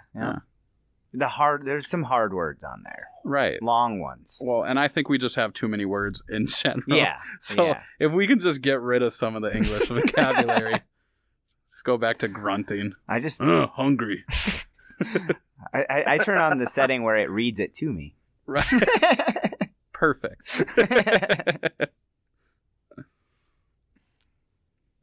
All right.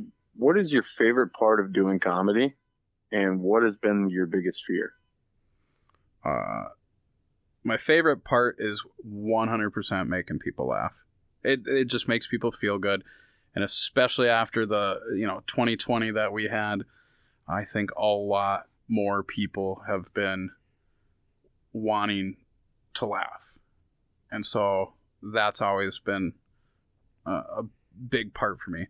I grew up super poor, kind of just crappy upbringing.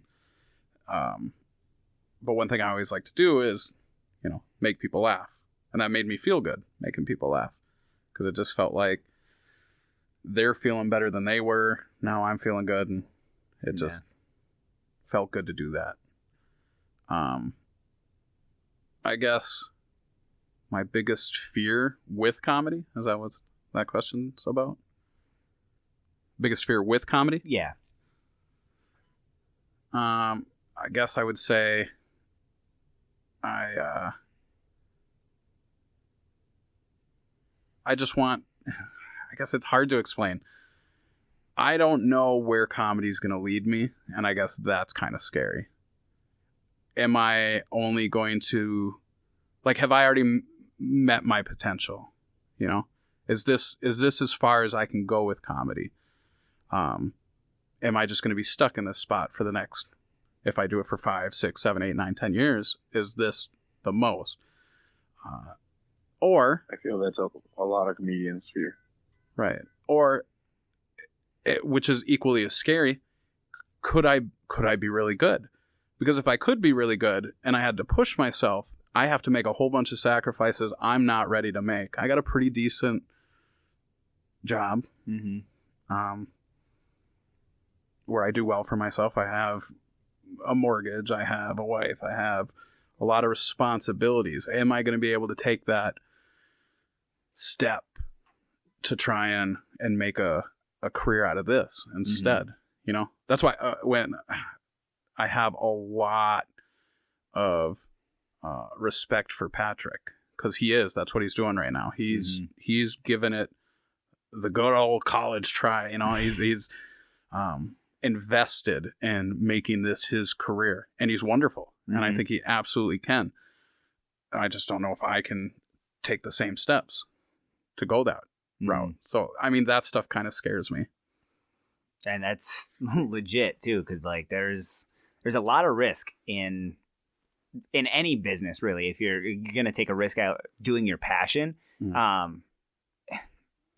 especially this field, like especially comedy, like there's so many unknowns out there, and the business itself is very hit or miss. Like you could go to one area and do great, and then you're okay. Well, now it's time to tour. You got to go to multiple places. Okay, well, it worked great here, but will it work great there? Will it work great here? Like, you know what I mean? Like there's a lot to it. Like, right. And I mean, let's say I do well enough where I can start traveling, but not quite well enough to make a real good living. Now I'm looking at like, I mean, it's a ton of work. It's not just, oh, I got a gig on Saturday, I should be good for the week now.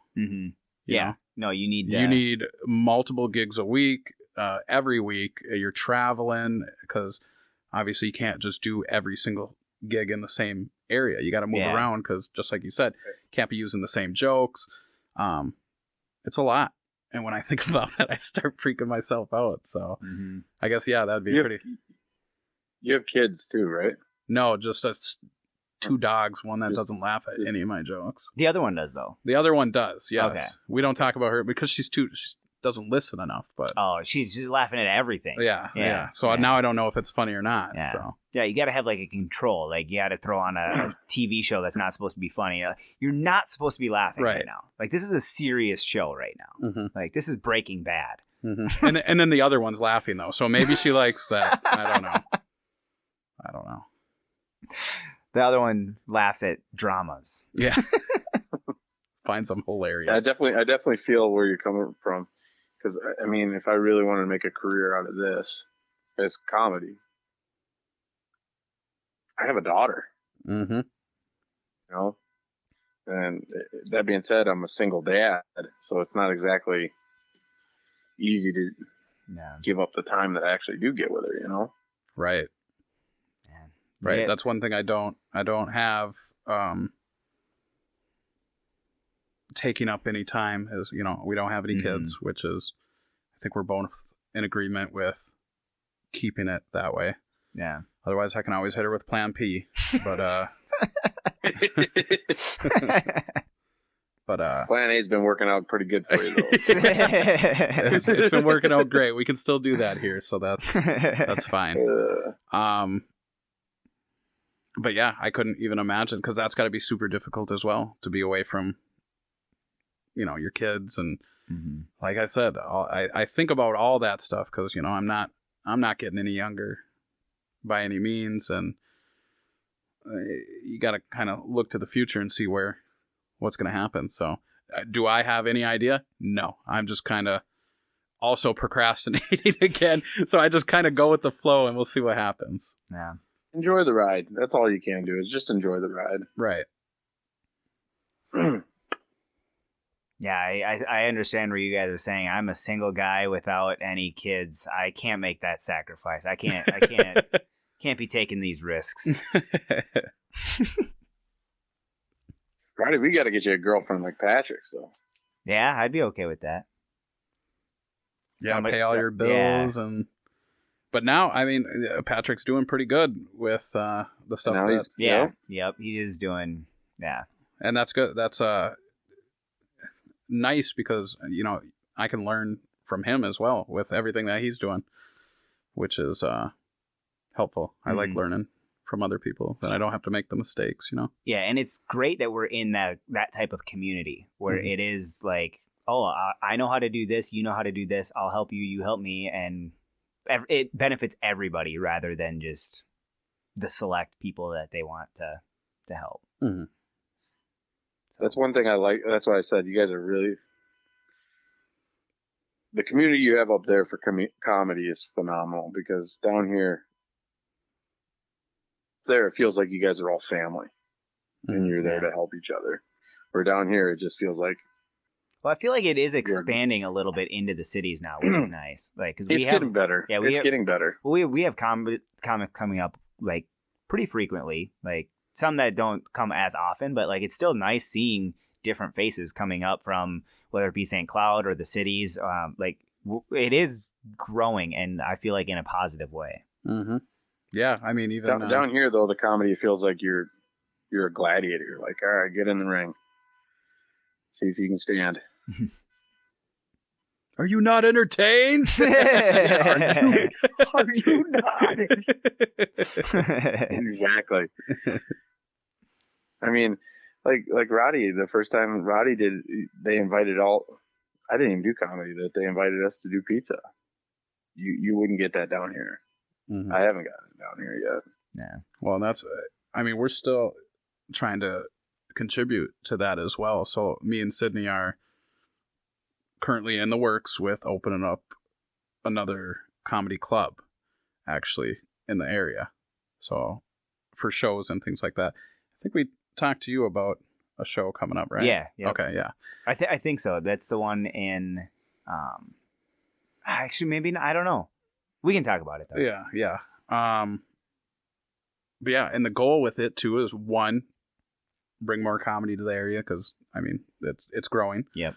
But then two, be able to showcase not only local talent, so people from the area, but also that city's talent that they might not be on the biggest stage down there yet, but they're doing great and they're good. And so Sydney knows a ton of people down there. Obviously, we know a ton of people up here. And so we're trying to bring that and give people more opportunity and time to do things like that. Mm-hmm. So that's exciting. Yeah, that is really cool. Like, it's just so cool seeing all the work that's being put in outside of comedy to grow comedy. Mm-hmm. Like, there's a lot of stuff going on. Mm-hmm. A lot of positive.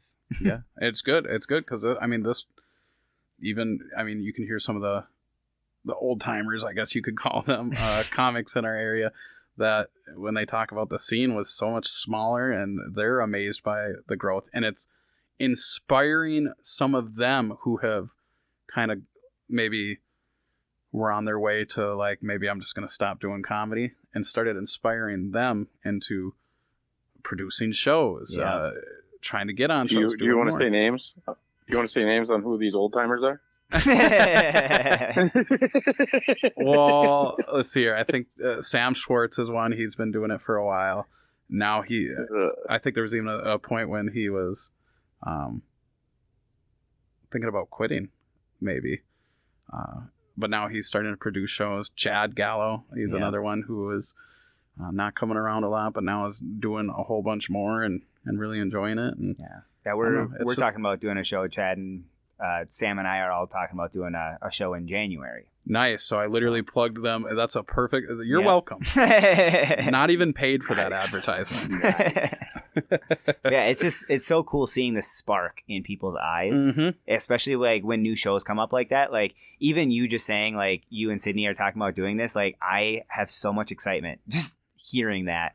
And I feel like we might have talked about it. I can't envision it right now, but I definitely want to like talk anything comedy. I love talking about it. Like we've already been talking for a good amount. We're like, you're gonna be getting close to a record, I think, Dustin. Maybe not the record. Maybe that's 4. Never mind, that's 4.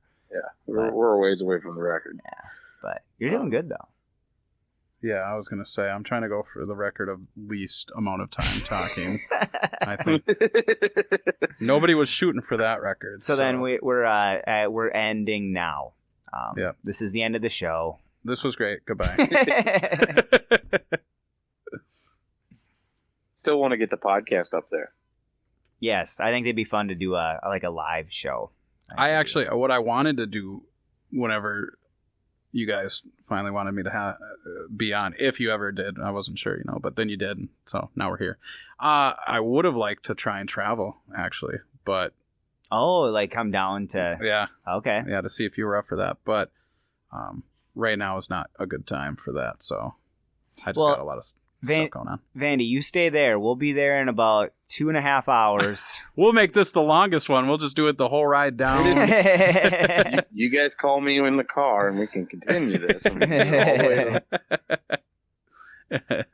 We'll point out what we're seeing as we're seeing it, so you know kind of where we're at, and but okay. What is the biggest regret that you've had in comedy so far, if any?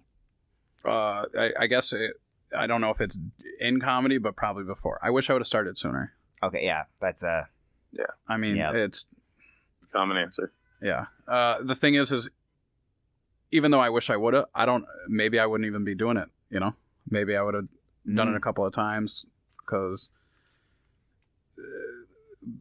being at the point in life where I am right now, like I said, I have a lot less care for what people think, when before I may have been even more nervous. I may have... Comedy be way different. Yeah, it's completely different. The things that I would be joking about, maybe they're not funny. Maybe I don't know. You know, the scene would have been different too. The scene would have been much different. You know, it wouldn't have been like it is. Mm-hmm. And then, you know, so who knows? I mean, it still would have been interesting, even if I just gave it a shot and tried it a little bit and then didn't do it again until now. But other than that, I think I've done comedy to the fullest potential for myself right now. I mean, I guess I would like to try to go to the cities more often. Okay. It's tough. Yeah, it's very tough, especially like going down to the cities is a gamble, because like sometimes you might not get on stage, and so like that's a lot of driving to not get on stage. Right. Yeah, but he's got a star. Yeah, you could use your star, but you only get one of those at Acme. Right. Yeah. So that's the thing. Like, do I go down once? But what if I really enjoy it? Now I want to go down more often, and it's like it's such a commitment. Which again, like I said, that ties right back into the, you know, is this the tip of the iceberg, or wait, no, because is this the bottom of the iceberg? I don't know. Is there another way to say that? Is this underneath the water, the iceberg, the part under the water? Yeah. Not the tip. Yeah. Are you on the top of the iceberg, or is there a lot more beneath it? Right. Is that that's what you're saying? Maybe. I don't know. I'm stupid. I know what you're saying. Yeah. The way you're climbing, Dustin, you're gonna have to make that decision pretty soon, though. Well, and that's what I wonder, and I've, you know, had some conversations, you know, with some people, basically. Is there going to be a point where I'm going to have to go, hey, I need to do like part-time at my job? Is that even a possibility with the job that I'm at right now? You know, where do I go? What would, I guess, the thing, it's always money. If I had the money to do it, I would. Mm-hmm. Mm-hmm. And what I mean by that is I don't need to be rich, but if I just didn't have as much bills and debt or whatever, even for a year, I'd give it a shot. But unfortunately, I have not. Not won the lottery yet. 100%. Mm-hmm. Yeah. We're actually that's the reason I brought you on the podcast today, though. You need to make a decision now. What are you doing? This is an intervention. This This is actually a different episode, the stupidest intervention. It's a new podcast we're starting. This is our new segment. We wait till we're about 2 hours into the episode. and then we break it to them. Yeah, either you got to pick, and if you don't, we break your legs. It's a crazy twist. It's a crazy twist. The door is actually locked right now. So. Yeah. All right. Have you ever bombed? And if so, what did you learn from the experience? Yes. I've bombed multiple times. I think everybody does. And I guess it depends on what your definition of a bomb is. Is it you don't get a single laugh, or is it just like a couple of chuckles, whatever it is? I have felt like I've bombed multiple times, for sure. Yeah. And you can learn a ton from it. You learn maybe that joke isn't funny how I say it. Maybe I can switch up these words, and then you try it again. Maybe you realize that a joke just isn't ready to be told on stage yet. Maybe it's a joke that's not ready to be told in 5 minutes. Maybe you need to, there are countless things that you can learn from bombing. The main thing I learned is that only 1 out of 100 people explode from bombing. Okay, and it usually only happens on your first time. So you learn a lot on the Stupidest Podcast. We're trying to teach people, but they're just, some of them aren't listening. They don't want to take the risk. I think they don't want to be that exploding guy or gal. Right. Nobody wants to be that. No. I'm actually, I do want to be that guy. That's why I'm doing stand-up so often. One day I want to be that guy. It just hasn't happened yet. Mm-hmm. Could you imagine? Man throws mic stand at audience member and explodes. No, nobody. Roddy becomes that guy, then I can finally get that new host. Yeah, he's been looking for a while. Since when was the first episode? After he found out you can explode from going on stage, he's been excited ever since. Hey, Roddy, you need to do more mics. We need to up these numbers. I call him every day after a show. I'm like, did it happen? Oh, he answered. Goodbye. This could be the day. Dude, he texts me every mic that's in Minnesota every day. He's like, these are the ones you could go to. Hey, there's a mic over here. Like an open mic? No, they just have a mic. Just go. Just go. You got to get there. Do it. Oh, man. So, Dustin, would you consider yourself a funny person off stage? Sometimes. Okay. I mean, I've definitely, like when I was younger, there's times I was the life of the party, but there's other times where I don't, like I said, you're not feeling funny or you just want to kind of chill out. And I've had friends that are absolutely hilarious. And so sometimes it's just fun to sit there and joke, and then you throw in a little joke back or whatever, but just listening is just as fun to me sometimes as being the person trying to make the jokes and things like that. Yeah. And it's nice when, there's that person as well, so you don't feel the need to, I don't know if you ever get like that when you're around in a group or anything like that, trying to be the funny person, trying to lighten things up, try to joke around. But sometimes it's nice not to have to do that. Yeah. I enjoy not being that person. Like sometimes you get in a conversation and you almost feel obligated to be that person, but I really enjoy without having the pressure. Like if you're in that situation, you're almost pressured to do it, like you're saying. Without the pressure, you can say whatever, and if it's funny, it's funny. If it's not, it's not. But I don't know. I enjoy being the you can just kind of say one-off things and see what works and not. You're throwing darts at people. Does that work? No, that didn't work. Does that work? Oh, I got him. Mm-hmm. I don't know.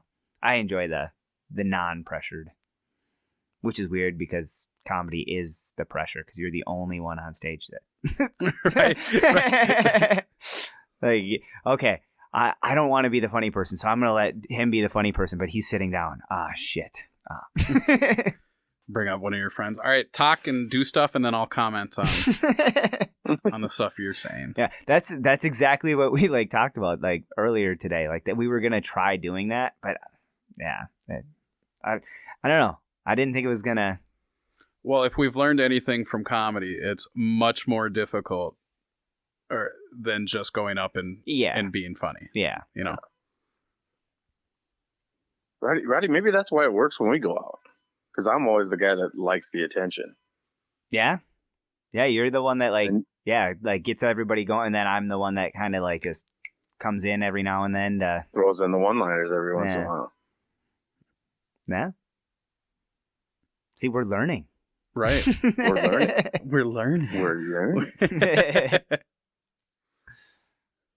All right, Dustin, what's the most memorable night of comedy you've ever had?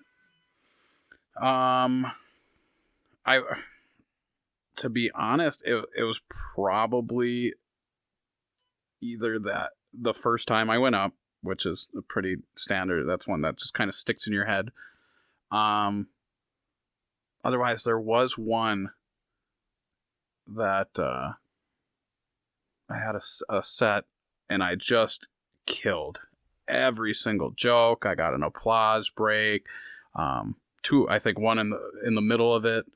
And literally I was like, hey, shut up. I still have more. Like, just, and then at the very end again, and it was just a killer set. And that was a moment I was just really proud of myself. And so that one sticks in my head a lot, because I also had a thought at that point, like, is this as good as I get? Like, because I had that 5-minute set and it was good, and it hit, and like every joke hit. Can I even do another set, or is it like, is that my, like, that is the end of it? And so then I had to get into a point where I wanted to write anything except for stuff that had to do with being a fat guy or anything like that. And so then I started writing some other sets that had to do with other things, and ended up writing a few good ones, I think, that have been working, which started from, like I said, that moment of feeling that just like you're on top of the world, and like I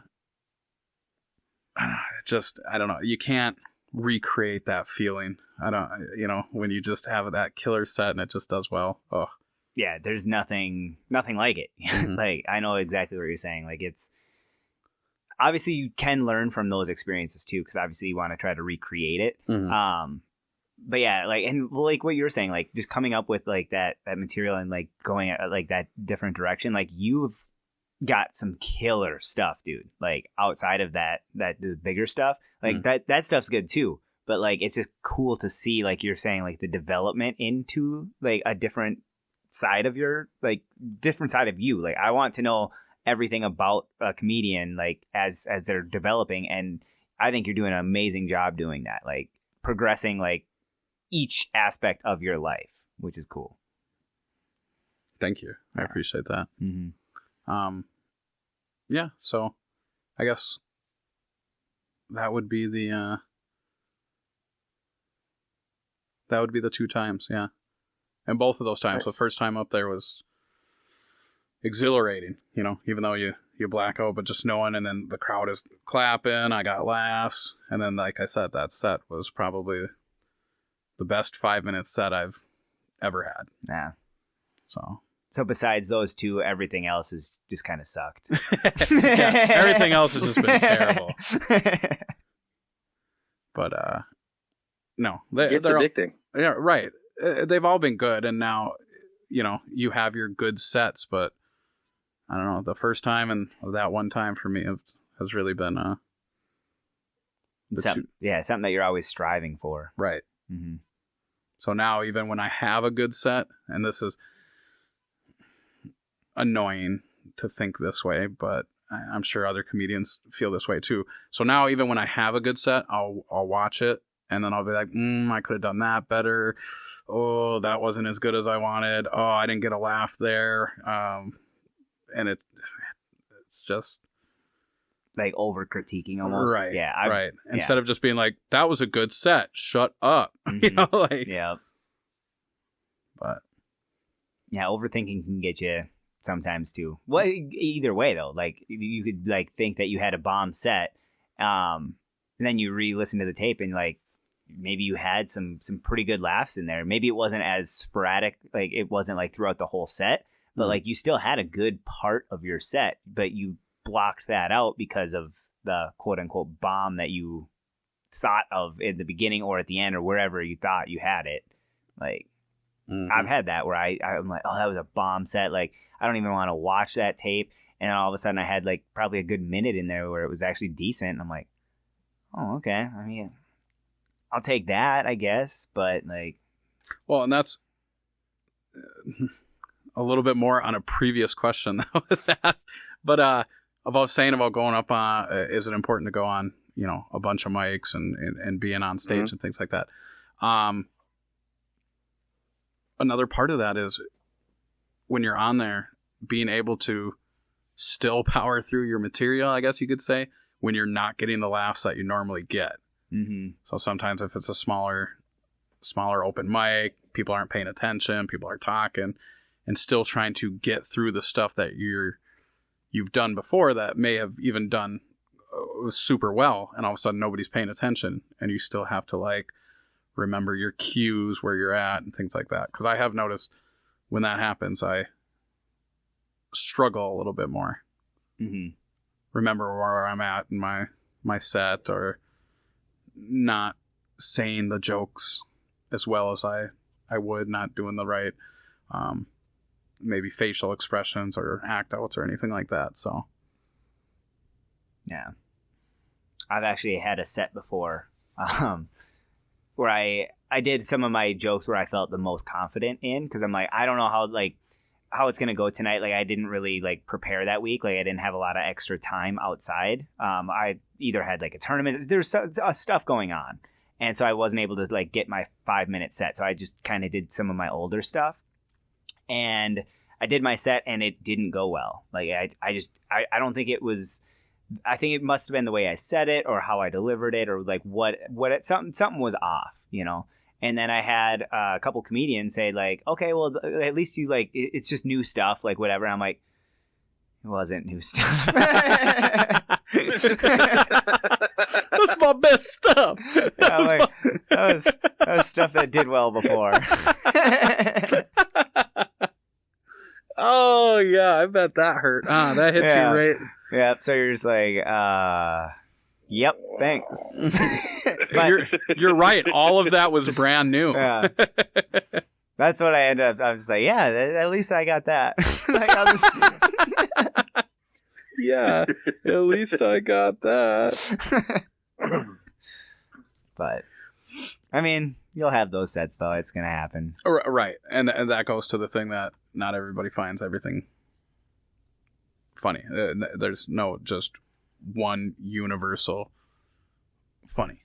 Yeah, like you're gonna have like your dog in the audience sometimes. Right, and so maybe that is important for me to continue to tell the jokes to my dog, because I know what rejection feels like. Yeah. Those blank eyes. Mm-hmm. I'll send you guys a picture when I get back, and you can see the actual stare, and you're gonna be like, "Oh my gosh!" I'm gonna do that, and then I'm gonna perform to that picture. Same reaction, just screaming, "Why won't you laugh?" Yeah. I'm gonna make a video of her. She's cold as ice. It's like a 3-second video, but you just loop it. Yeah. Right? Cold as ice. All right, Dustin, what is the coolest place, or where is the coolest place that you've ever performed? The West Theater. Oh, in West Theater in Duluth? Yeah. Oh, I don't know if I've been there. Yeah, so we did a show for the guy that owns the theater, and he owns a couple other things. He wanted to do so many free different things, and so one of them was a free comedy show, and then he booked some people, and it wasn't packed by any means, but we had a good crowd. But the theater in general was just really cool to do it in. It was cool to see what it would be like to do a show in a theater, I guess, would be. Yeah, that would be really cool. And man, you need to have a lot of people in a theater to really get the laughs to bounce, since it's so open. You know, when you normally have those like couple of chuckles, but it's kind of everybody's so close together, it sounds better. Yep. But when you have a chuckle that's 35 feet away from another person, you know, it doesn't quite. Yeah, it sounds like there's 3 people. Exactly. Yeah. But definitely a super cool place to do it. Yeah, that would be fun. Just any, like you said, just any theater would be just a fun test, just to see what it would be like. That and, you know, Kettle River, what a stage that was. I know, right? Like, dude, we felt like I felt like it was like Madison Square Garden. I mean, if you think about it, there was only, there's like 100 and something people in Kettle River, and we had 30 of them. Yeah. So, like, that's kind of a big deal. Yeah, we had 30% of the population. no lies. He's just looking at us. It's pretty good. You should make that as a post. Like, we got 30% of this town to come see our show. Yeah. Right. I actually did post it on Netflix. Did you not see it? Are you not his friend on Netflix or what? Yeah. No, Are you not following me on Netflix? I'm going to have to follow you. Jeez. People... Now I need to start teaching you guys about social media. That's pretty bad. You haven't reached my queue. Oh. I didn't know there was a queue in social media. What do you mean now. queue? Yeah.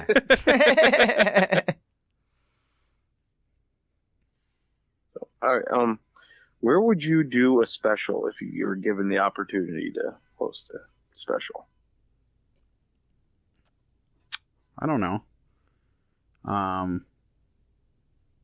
I guess. I don't know. I guess the West Theater would be a pretty cool place. Nice. Also, to host a special in your hometown would always be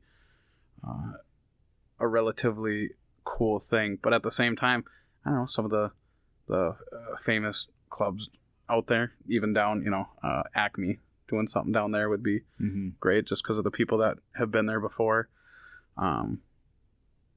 If you were popular enough to do Madison Square Garden, that would be just nuts to do something like that. But realistically, West Theater was a really nice place. I believe they have another one downtown, another like theater, North Shore Theater. So I don't know. That would be a interesting place to do it as well. Outside would be fun if you could like the Red Rocks, like those specials that they've been doing. Right. Yeah. Yeah. Bill Burr just did one on there. Yep, he did one. Yep. Brian Regan did. Mm-hmm. So Ooh. I'm not gonna even respond to that.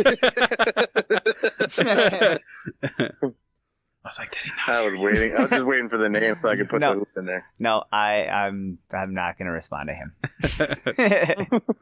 But yeah, I think that would be cool. I don't know if I have, like I said, a set destination at this point, since I am so early in the comedy career. But yeah. No, like I said, I invited you to give us an answer. You got to make a decision. Okay, at the top of the Eiffel Tower. Oh, at midnight. At midnight, with just big speakers blasting down to everybody at the bottom. Okay. So nobody can see anything I'm doing. It's just a voice. And you don't even have a microphone. I'm just yelling down there. Great special.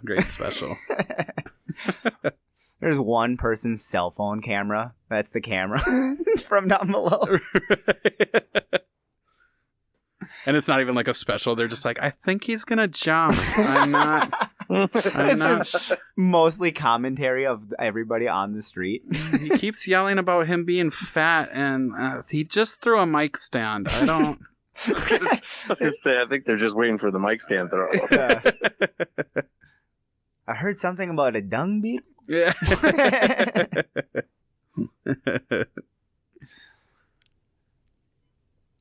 Hi.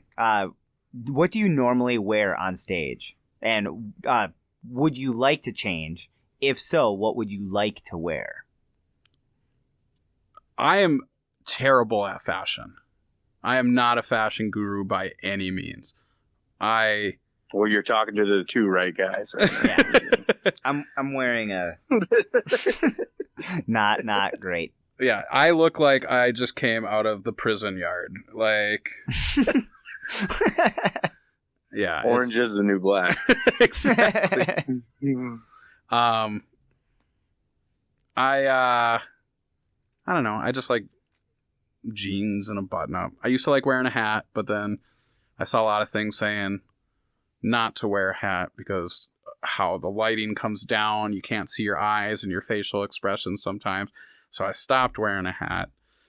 I liked you for the hat. Yeah. I mean, I like wearing it. It's just, like I said, and I do some pretty good facial expressions, so I want people to see that. And if you're just seeing a shadow, then it's tough. But, I think you should wear a mask. a full, like, one where you can't see anything. Yeah. Yep. Just Roddy's had fans that said that. Oh yeah. It would fix this. Yeah. Your jokes were good, but then your face telling them, not as good. Not nearly as good. I'm getting a lot of negative reviews on my Netflix account from people. Be the masked comedian. There you go. But yeah, so I mean, literally to the point where, like, I told my wife, I was like, yeah, I need like a couple more shirts for comedy. Like, because otherwise it's just like hoodie, work clothes, and then I got like a couple of shirts that I wear. Could be the Hawaiian shirt guy. See, I don't think I'm the Hawaiian shirt guy. I just Fluffy can do it. I don't think I can do it, unfortunately. But I do agree. You should dress not like a bum. Like, it'd be cool, comfort-wise, to just go up in, like, some sweatpants and a sweatshirt, but... I would love to go up there like this. I do think you going up there, people look at it, and they think, like, this person doesn't really care about comedy, or they're just doing this for fun, where if you actually try and look somewhat presentable, they're going to think more of, like, okay, they actually take this seriously, this looks like it could be good. So yeah, you almost want to, like, make it look like you take it seriously without looking like you're taking it seriously. Right. Yeah. And that's, I guess, the look that I would strive for, you know. Just a pair of jeans, a nice shirt, and go from there. Yeah. And heels, but yes, yep, you need the heels. Right. Yep. Most people can't see those when you're on stage, so it's fine. Well, I mean, it gives you that extra couple inches, so you're taller than the last comic. That's all I'm trying to be, is taller than the last comic. Yeah, it just makes my butt look good, and that's the only. Oh, I wasn't even Get thinking. that lift. Yeah, Get that lift. Just, I wasn't thinking of the butt. Maybe I should do stand up, like, facing away and turn so they see the butt the whole time. You know what I'm saying? I'll say it like this: anytime I've referenced my caboose on stage, it's done well. So, okay. I'm just saying, I'm caked up. I mean, but yours is better than mine. I'm caked.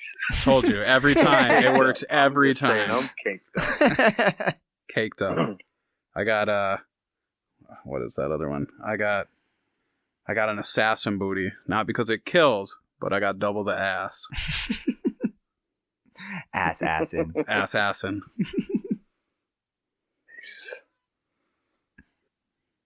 All right, if you could open for any comedian, who would you want to open for? Anyone famous. Good choice. That's a good choice. That will give me the most exposure. Yeah. So whoever gives me the most views.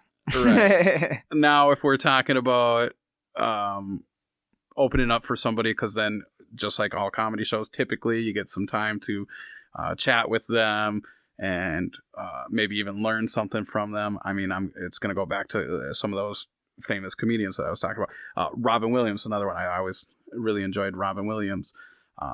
Ralphie May, Dave Chappelle, Mitch Hedberg. You know, I think it would be a ton of fun that way.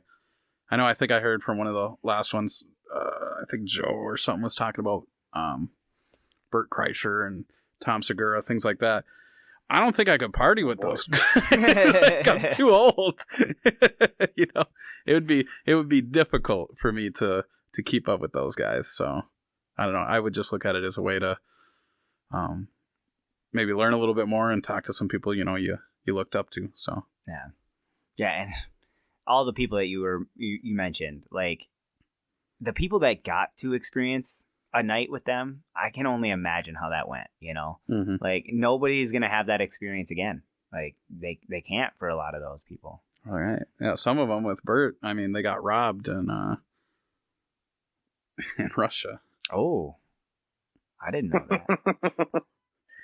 Bert's my boy. Was Bert? Was that the machine? That's story? the machine. I was gonna say. As you said that, I'm like, wait a second. I feel like now I know what you're saying. Roddy's over there like, did that make the news? Like, I don't remember that. No, as soon as you said that, I was like, that that's seems the machine. pretty serious. And this guy, I cannot wait for his movie to come out. that's gonna be ridiculous.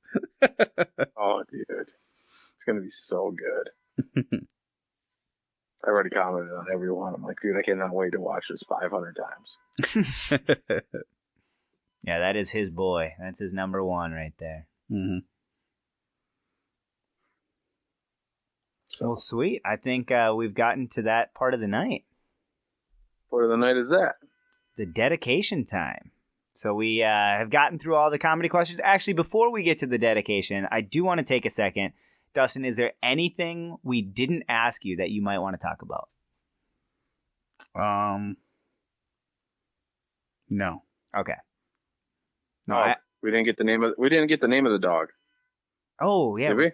No, that's true. You didn't get the name of either dog. So Catula or Tula or Toots or Potato or everybody has like 14 names for their animals. Yeah. Nice. Cruel bitch. She doesn't. I like it. But yes, and then the other one's Lily. I like how you said everybody has a million names for each of their dogs, and then the one dog is Lily. Well, I hadn't hyped her up. Okay, Lily, little brown dog, little B. No, that's it. B. I like it. Little B. I just love how you named a million names for the one dog, which is the dog we asked about, which is great. She has a more difficult name. I know. Catula. It's not like you can yell that. Yeah. Potato. That works so much easier. Nice. That just got me when you were just like, Lily. I don't know what it was. I liked it. But okay. Well, if there isn't anything else, we are at our dedication time. So every episode we dedicate to a comedian, and whenever we have a guest on, we would like to have our guest have a dedication. So who would you like to dedicate this episode to? I guess I will go with Ralphie May. He is nice. Actually, he might be the only comic I've actually seen perform. Besides, I mean, I guess I should say a famous comedian. Yeah. He's one of the only people I went to a show with and got to meet him afterwards and chat with him a little bit. So far. Yeah. But then he died. So that's not a good track record for me meeting famous comedians. That's true. I'm batting 100% with them no longer being here. Oh, shit. So if any of us get famous, we're there's done. a possibility that you're that 1% and you explode the next time you go on stage. But no, I liked Ralphie May a lot, and I thought he was very, very good at his craft. Great pick, man. Mm-hmm. Yeah, that's gonna be a fun one for a deep dive. He got into he did a deep dive episode, so we're starting to get some more of them in. Oh, nice. Yeah, because that's I've watched. He had a video on YouTube, basically like a intermediate comedian workshop type deal that I watched and went over a lot of the stuff that he had to tell people, and it was helpful. Like I said, a lot of that stuff, the not wearing a hat. He also said beards. Try not to have a beard, and I told him to fuck off about that one. But what? Yeah, I'm screwed. He said it won't necessarily kill you or anything, but he just felt it was better for facial expressions and things like that. I definitely understand the facial expression aspect of it. Yeah, because it does kill some of your reactions, unless you have at my point, even when I talk, I don't know if any people notice, but I notice all the time. But when I talk, every time I open my jaw, my beard splits. Mm-hmm. Yeah, you have noticed. I thought it was on purpose. Oh yeah, no, it just happens. Like it happens every single time I talk, and my beard just splits. He's like Moses; it parts the seas. Yeah, yeah. I thought maybe your breath was just so bad it just jumped. I gotta get out. It jumped out of the way. I gotta get out of here. Like it's just really stinky right here in the middle. Everything else is fine. Can you imagine if it like actually like spread out like doing the cha-cha really slide to the left? Dive. Yeah. We haven't really talked about Ralphie May that much on this podcast either. No, I feel like that was a very good. It's surprising because man, Ralphie's hilarious. Mm-hmm. Yeah, I think Joe mentioned Ralphie in his. Mm-hmm. I think he did a bit or two, but yeah, I think that's a good dedication. Mm-hmm. Yeah, I still remember watching him on Last Comic Standing, the first one, and I thought he was hilarious, and I could not believe just how quick he was and everything like that. It was just so much fun to watch. And then he continued to just his specials every time he put out a special, and he was definitely a guy to push some boundaries as well. I mean, one of the only white comedians I know that will say the N-word on stage and not bat an eye about him saying it. So not that I care to say that, but the fact that he did it and did it to a point that it didn't seem to offend anybody was wonderful. Mm-hmm. So yeah, dude, hilarious. All right, well, do you have anything to plug? Yeah, well, so this will be coming out again on December 19th. December 19th. So I can't plug the show that's on the 2nd, except just to you guys. Well, I mean, you could still plug it, and then if you do have anything that comes up afterwards, just let us know. Most likely, sure. Send it to me, Dustin. I'll share everything. So I'll plug the which I kind of talked about before. The thing that me and Sydney are doing. So we're trying to open up another like comedy club. We're still in the works with it and everything like that, but we do have dates booked already down the road here for multiple shows. So we have one on the 2nd that will be after this one airs, but we have some more shows coming. Hold on, let me see because I have dates. I just don't have everybody that's going to be on the show. So, where can people follow you? Facebook. I have Instagram, but I don't use it too much. I also just listen to you guys talk about your trying to be more social media active. I think I also need to start doing that. I'll post on Facebook, but like Instagram's a great resource as well that I don't really tap into or use very much.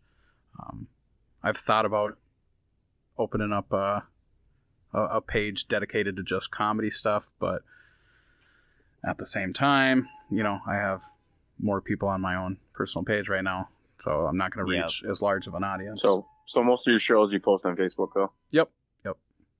Yeah, that's the same thing for me. I have way more people on my personal than I would on a comedy page, so I haven't done that. Plus, we have the page for the podcast and everything, too, so I just do both of those.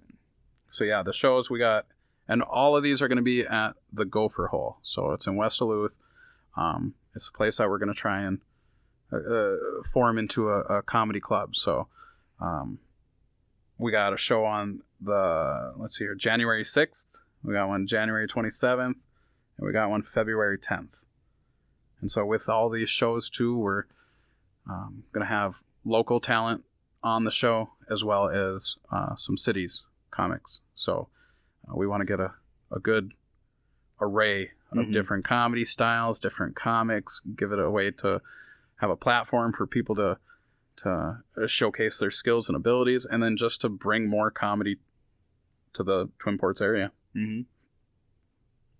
Dude, I love it. It's awesome. And again, send it to us. We'll post it and share it. And I still need to get to my 16 posts in December. So if you want it to get posted, though, you'd be better off sending it to me. Very true. That's not a lie. That's not a lie in the least. So, man, thanks for coming on. This is great. I loved it. This is a great episode. Yeah, it was a ton of fun. Yeah, I definitely appreciate it. I had a good time with it. So, next time you guys do something, let me know. Yeah, for sure. Yeah, and if you're willing to travel, maybe we can do another episode and get all three of us in a room. And right, we could head up some mics down there too if it's a certain day or whatever. Mm-hmm. Make a whole thing of it. So yeah, for sure, dude. I'd love that. Absolutely. Yeah, if I go down like for the podcast, it's usually we make it a day if we can. Mm-hmm. So we totally have a date night. Oh yeah. Date day, date night. Oh my gosh, I can't even believe we did not say anything about the fact that there is literally Justin. Oh, we didn't. Yeah. Oh, I know. This is the Ustin episode. Right, at the very end of it. Nice. That's a good catch, though. I'm glad at least we said something about it. Right, at least it's on the books. Yeah. It's on the books. Dustin. So. It's in the book. Yeah, Dustin, Justin, and Justin. I don't think it's happened like in the history of ever that we've had that many Ustins on a podcast. So I think we just hit the world record of Ustin names. Now we need an Austin, and what other Austins are there? I don't know. Just throw a letter in front of it. Gustin, Bustin. Oh, Bustin. Yeah, good old Bustin. What's that guy? One of my nicknames in college was what was it? Problem Bustin' Justin. Problem Bustin' Justin. Yeah, that was my nickname in my criminal law class. Because you were just busting problems up left and right. Yeah, we had to come up with a name for our project for our like PowerPoint presentation, and that's what I came up with. So it was a self-given nickname. The best, only the best kind are self-given. Yes, that's true. Only the best. But well, sweet. Well, if you ever want to catch us, social media. Netflix. Look at my Netflix account. The Netflix thing is really taking off for us, guys. You can catch us on Facebook, Instagram, Twitter, YouTube. We're on Snapchat at The Stupidest Pod. Go send us an ad there. I'll add you up. But they can always check us out at www.thestupidestpodcast.com. Otherwise, if you guys give us ever a like, a share. Huh? Go ahead. I was just going to say, otherwise, if you guys are interested in having any questions for us, if you have a theme you want to hear when it's just Vandy and I, if there's a guest that you might want on the podcast, or you just want us to post something on our social media, you can always email us at it's just thestupidestpodcast@gmail.com. There's no www. www.netflix.com/Facebook/stupidest Maybe they podcast. want to send us a challenge, Roddy. What was that? Maybe they want to send us a challenge too, you know? Send us a challenge. I'd love to see what you guys have for us. Not going to lie, I didn't do great in November. So hopefully December, I don't have to pay the $50. Nice. Well, I think this was a great episode. Yeah, thanks for being on, Dustin. We really appreciate you coming on, and hopefully we'll be able to get you on for another episode. If you want, like I said, we can talk about anything if you wanted to do just our typical guest episode. So. Yeah, it was a ton of fun, so I'm definitely down to just BS and talk about random stuff. So sweet. Well, all right, guys. Well, thanks for paying attention and listening. Go give us a like, share, comment on our episodes. Muchly appreciated. Helps. I think that's all I got. So have a good one. Have a good one. Bye.